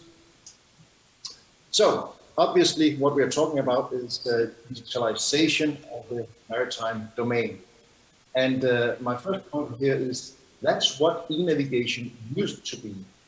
When we started with e-navigation many years ago, this was the digitalization of the maritime domain. This was bringing contemporary digital technologies to use in the maritime domain. But then some time along the road here, there was something introduced in the context of e-navigation. So we have now digitalization in the context of e-navigation, and then we have other digitalization. And maybe in my mimic, you could see that I'm not super thrilled about that. Next slide. So why am I not thrilled about that? Well, in e-navigation, we have been building a lot of what I call building blocks for digitalization. Guidelines, processes, standards, and those are building blocks needed for digitalization. And if other digitalization efforts develop other building blocks for the same purposes, then we do not have interoperability, we do not have what Jeppe was talking about, harmonized systems, and that is not where we want to go. So that is somewhat of a concern of mine. Next slide, please. So the building blocks, I can hardly see my own slide now because we're panning around in the, thank you. We have a number of building blocks. Most of them are quite familiar to you, but there are new ones coming along. One we have had for quite a long time is the initial description of maritime services, and there we have in the context of e-navigation. But that describes sort of the groups of digitalization, like digitalization in area of MCS, of the maritime safety information, reporting, and different areas.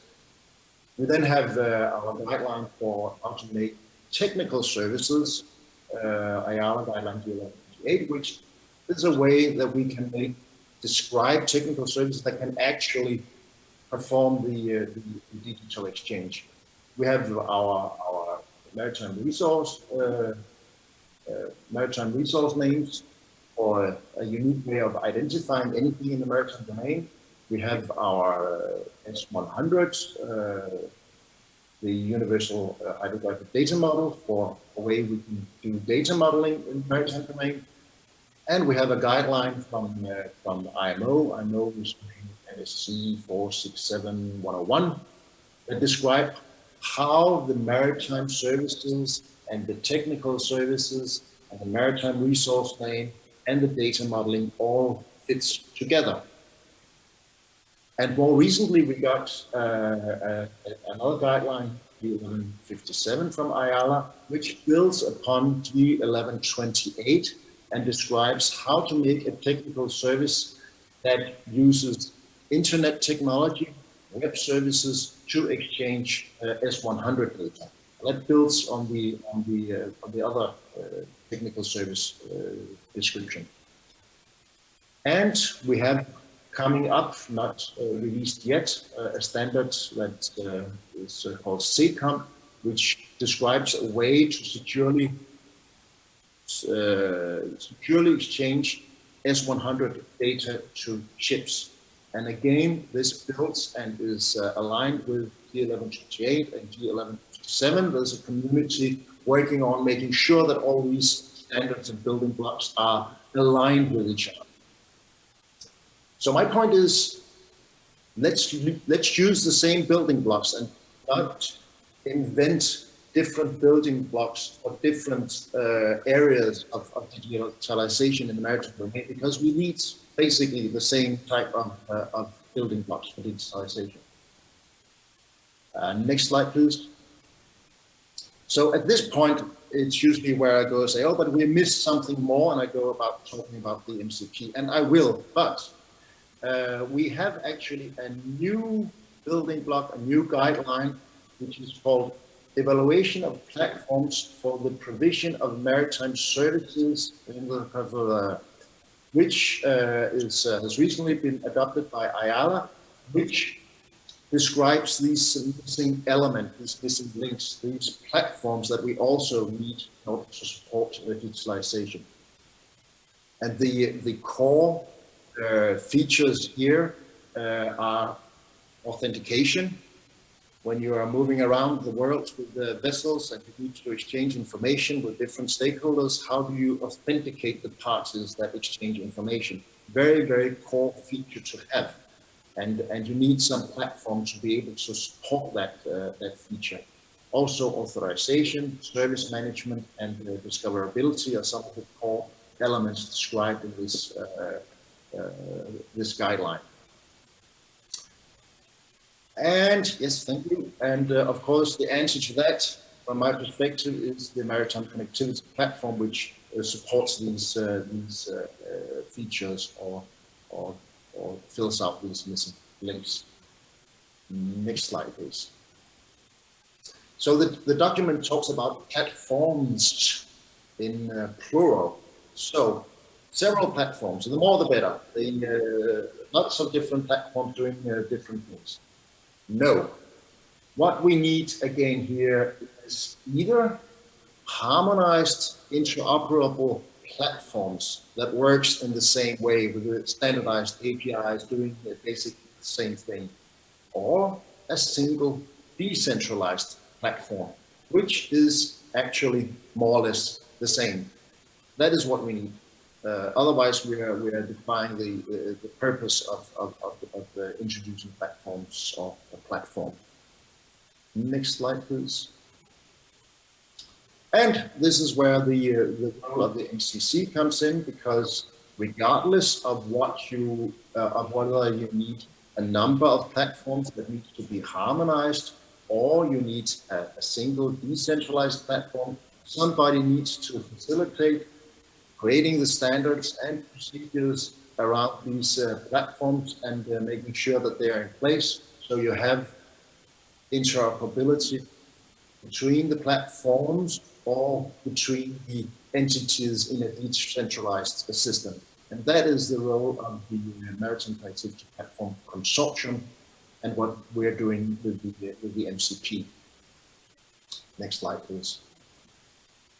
So, most of you probably know about the MCP. I will not dive into the details here. You, of course, have the Maritime Identity Registry as the core element there for identities and the mechanism for providing authentication, service registry for service discoverability, and maritime messaging service for secure and reliable information exchange. Next slide.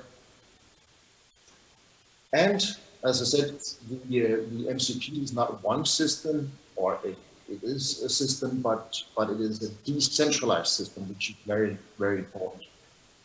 In the beginning, when the concept was born, it was a single system, but over the course of the development, it was understood that this needs to be a decentralized system. So many different actors can run MCPs or be MCP service providers. And basically, if you want to use MCP, there's one question you need to ask. Do I want to use somebody else's MCP, or do I want to set up my own MCP? So both are possible. Next slide. And we have the governing body, the Maritime Connectivity Consortium, which is set up after the model of the World Wide Web Consortium, which is governing many of the standards that we know from the internet, and using the same structure and the decision model from the World Wide Web Consortium. Next slide. So where are we with the MCP now? When I talk about this in this form last year, we had a big milestone where we said we actually have operational instances at this time, but there was a little abadabai with these MCP instances. That was that we actually hadn't totally finalized the definition of each of the components of MCP at that time. And we still haven't done that for all the components, but we've done that for the identity registry at this point. So now we know exactly what it means to be an MCP identity service provider. So the next step for us now will be to formally endorse the MCP instance providers that exist and make an assessment according to the procedures that we have established in order to assess an MCP service provider. So that will be the next step. And we're still working on exactly defining the service registry and the messaging service. We have still the instance run by Ministry of Ocean Fisheries in Korea. We have the Navalink instance that's set up by SARC, Akmpfer, and Wärtsilä. FinTraffic is setting up an instance which is not too early. Hold it. One back, please. Thank you.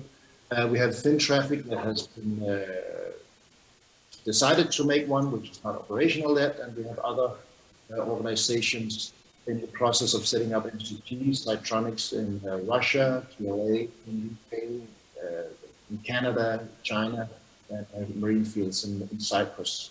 So there's a good momentum going there. Next slide, please.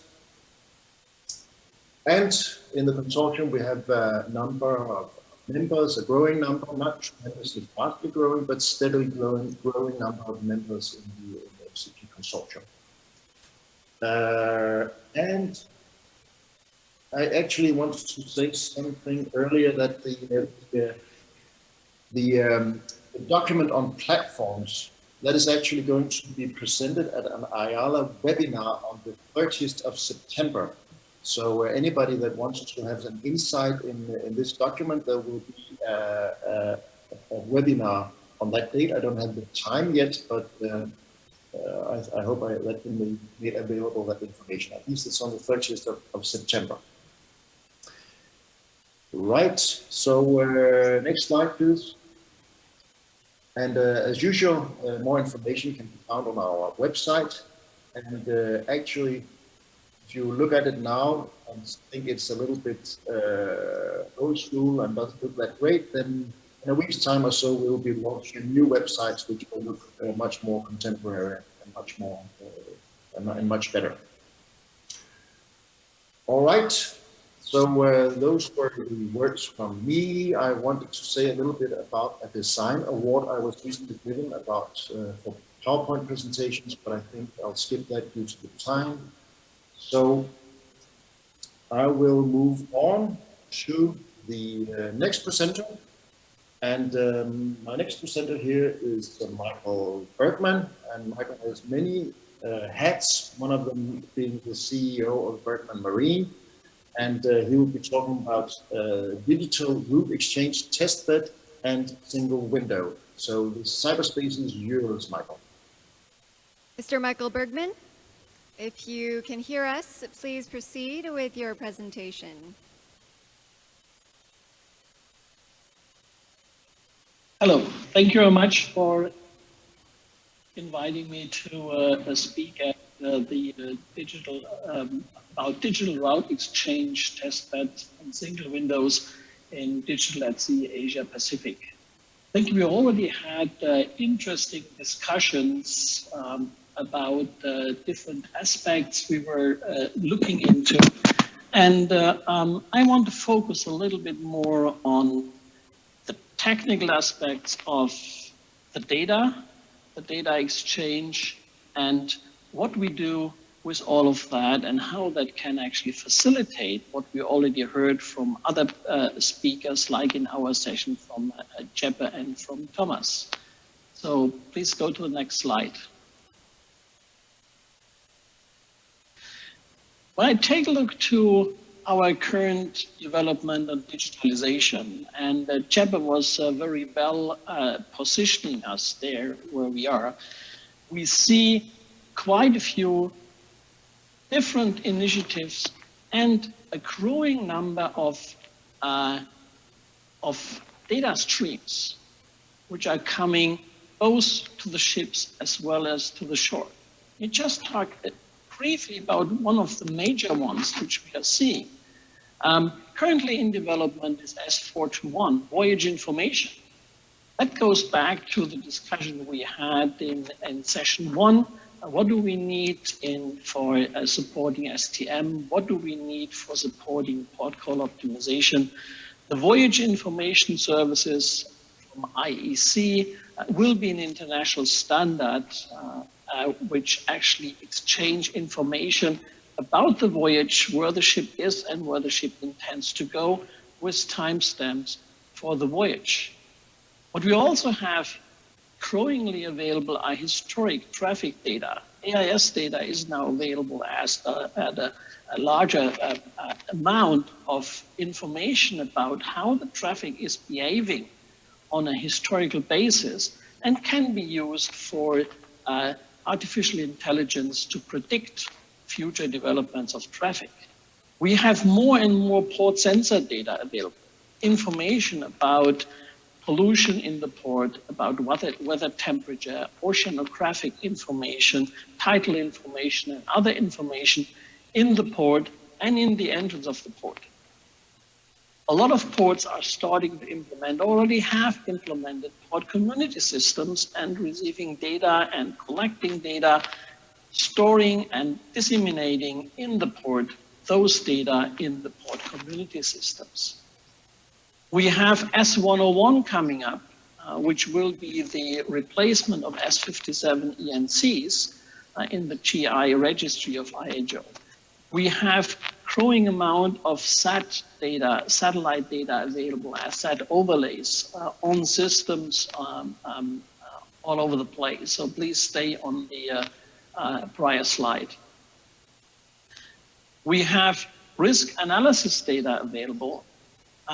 But at the same time, when we take about all of those information, be it AIS real-time data, S111 current data, or S124 navigational data, or what we already talked about, port call message formats in S211, we are actually open for cyber threats.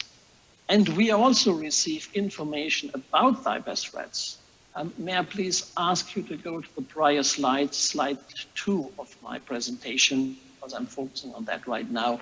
I will tell you when go to slide 3. Thank you. So, as we are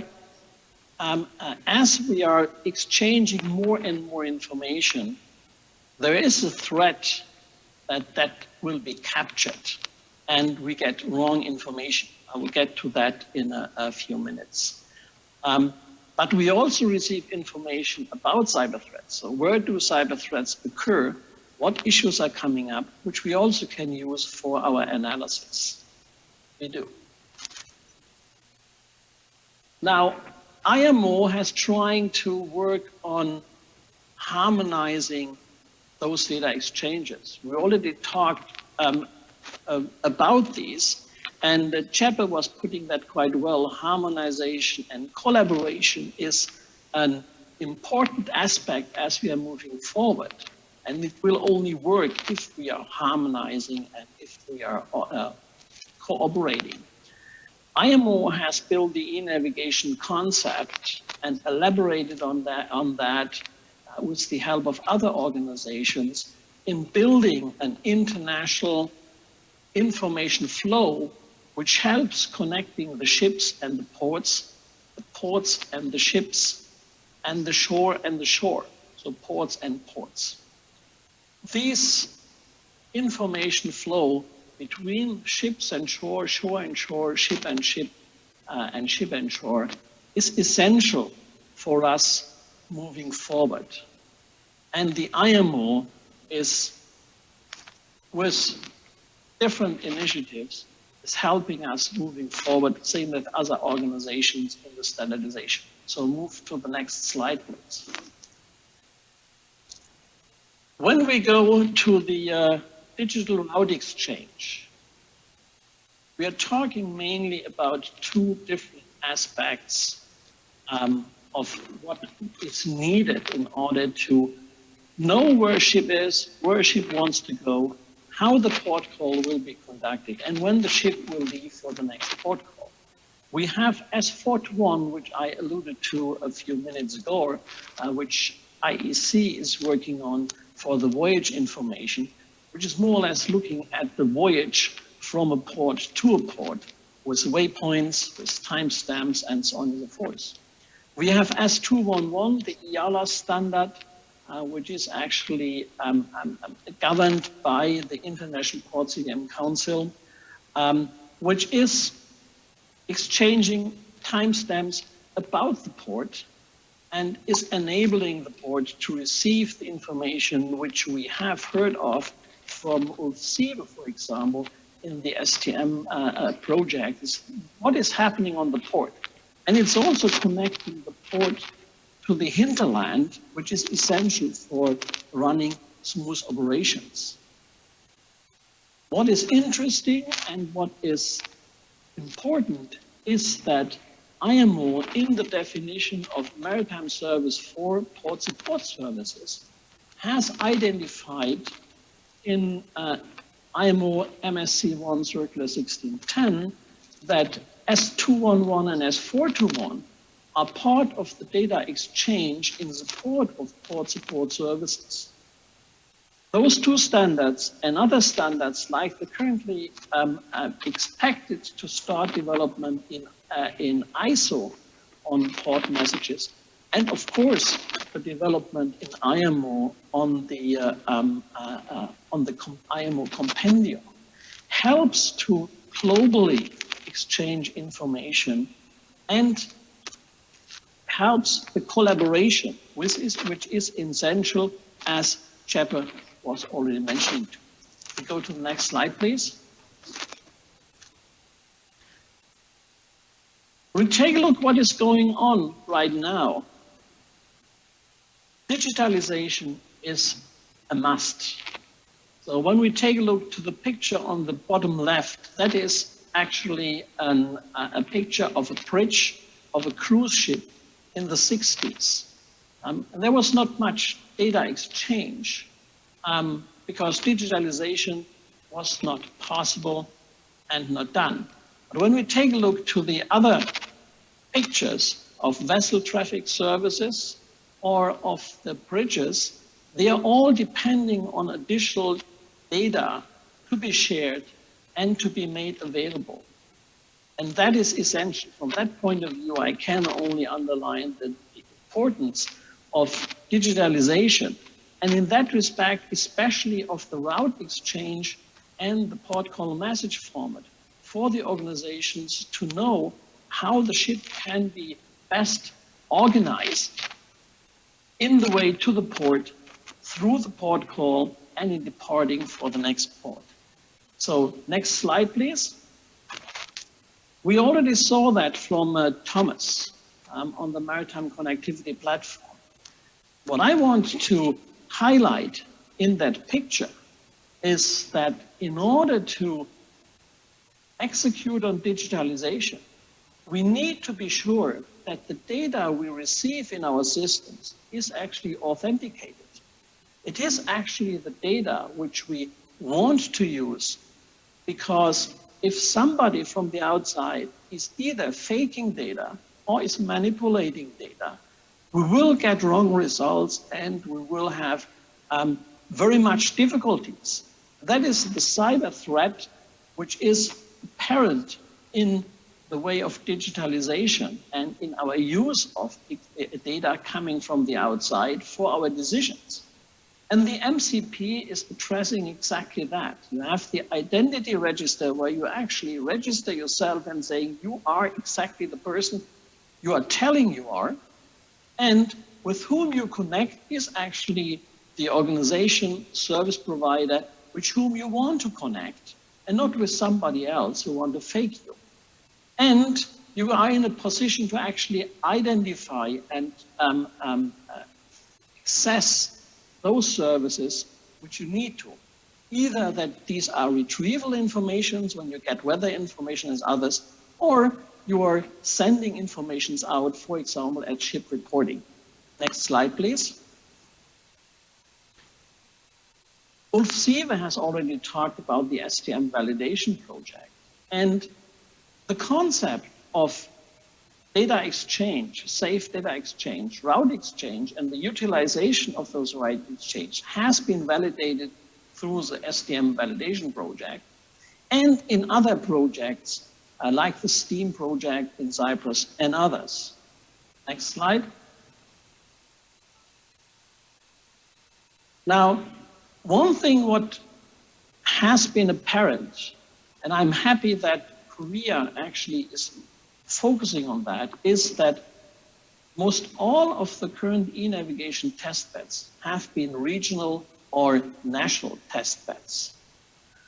What we try to accomplish, or Korea tries to accomplish, and big thanks to Sun De-hong for actually initiating that, is to look for a global maritime digital route test bed where you actually utilize e-navigational aspects, e-navigation exchange throughout a voyage from Korea to Europe. So that would be the first time that we actually validate internationally on a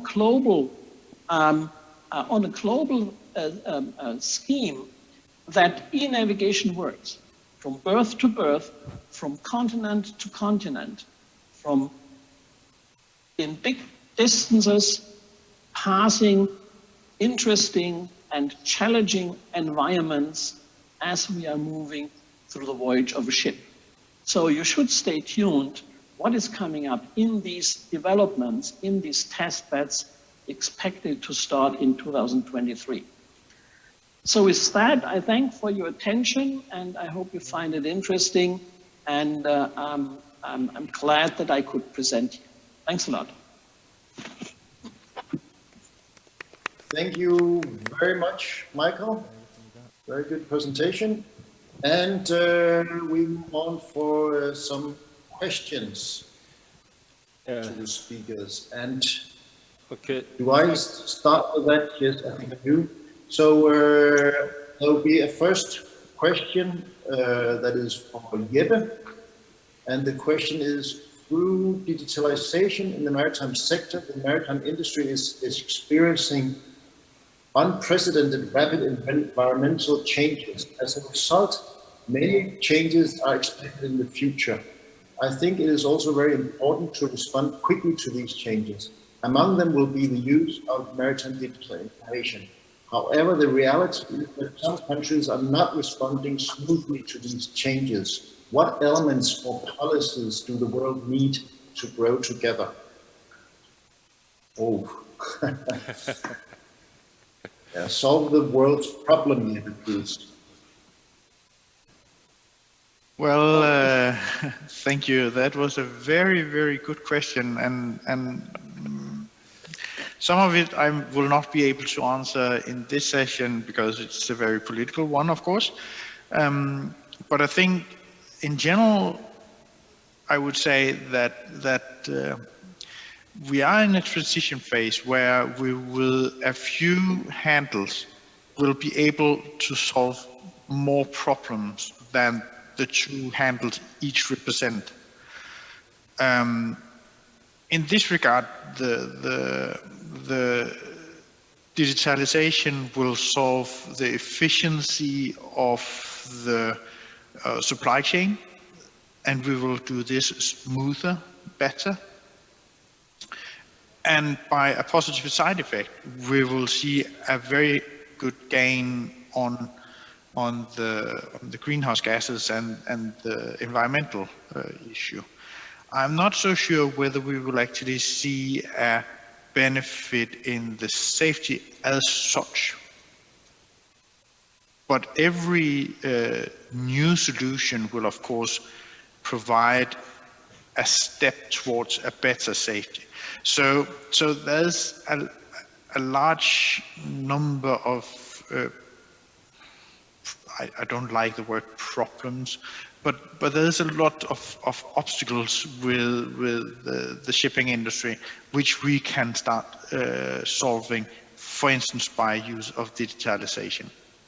The most important thing is that we can communicate, that we can share information, and by that we can develop solutions which can make life much easier and much better, much stringent throughout the whole maritime industry.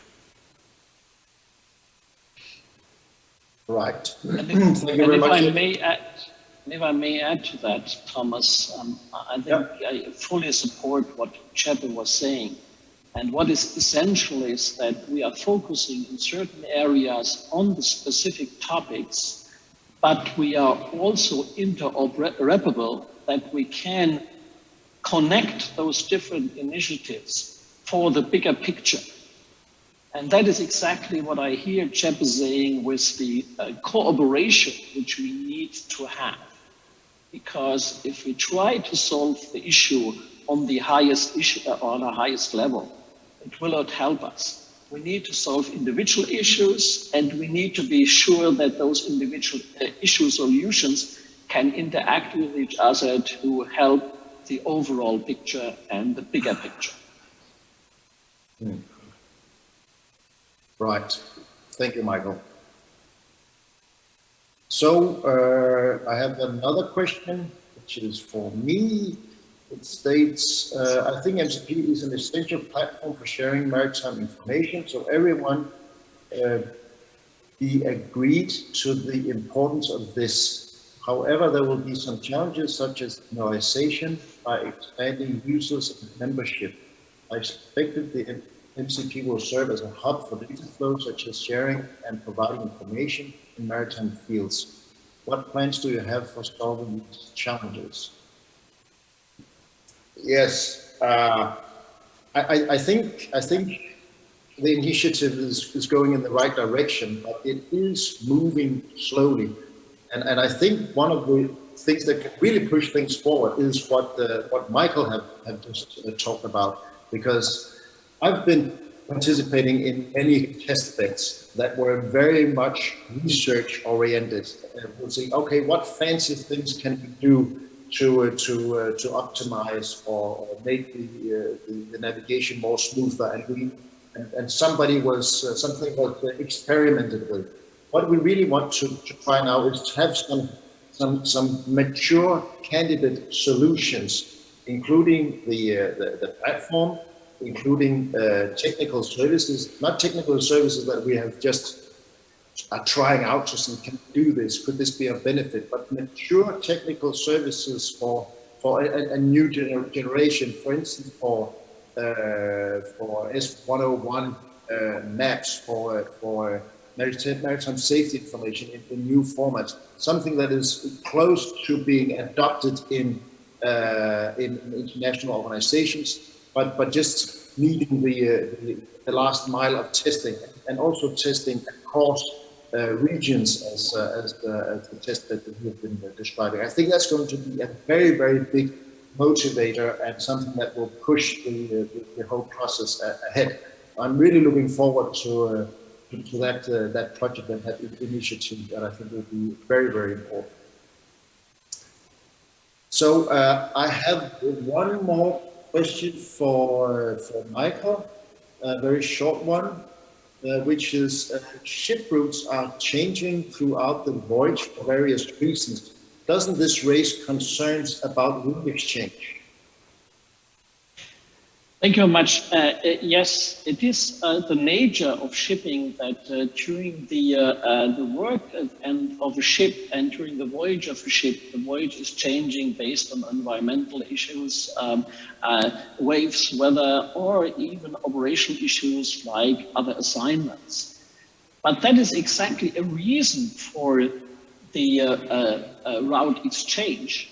Because the route exchange is not intended to be one exchange when you're planning your route and then when you're finishing your route, but throughout your voyage, you are exchanging information and you let the stakeholders which are connecting with you, which are working with you, understand better where you are, where you go, and when they can expect you to serve you in time. So route exchange is actually helping the situation that ship routes are constantly changing based on conditions the navigator or the shipping line have to take in consideration. Right. Well understood. Thank you very much, Bergman. And then I don't know if there's a final question from the conference side or Zumbe. Yeah, thank you, Thomas. Okay, I also have a question to Jeff from BIMCO.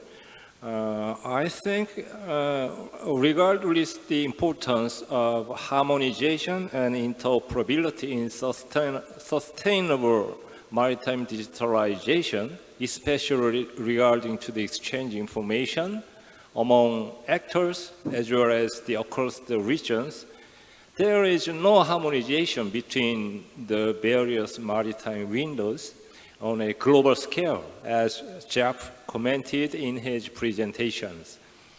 So I believe one of the answers to this question would be already made by Mr. Michael Bergman through his presentation on digital route exchange testbed and single window.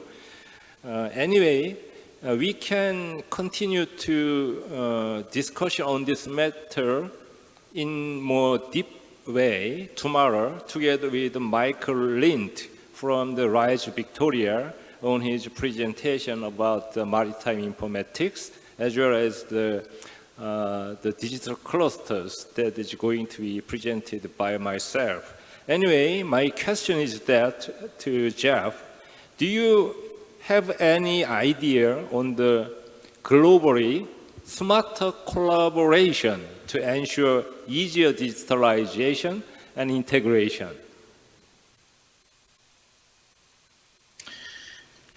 Thank you, Sonbei. I think it's a very wise question you just raised.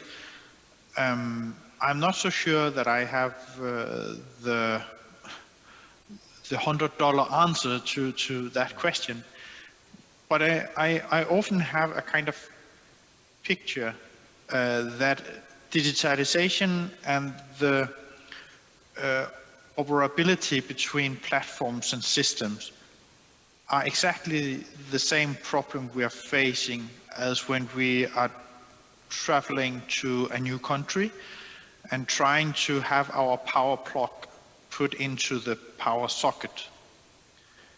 Very often we see that the power plug doesn't fit to the power socket. And for that reason, we need to have the converters. And if we don't have converters, we need to have common language so every power plug can fit into the power socket. And when that is solved, and that should be solved by the international robust associations like IMO, IHO, UNECE, many other robust associations which we can rely on when maintenance will have to be done on a later stage. Then I think we actually can achieve a sustainable level of interoperability within the digitalization. Thank you.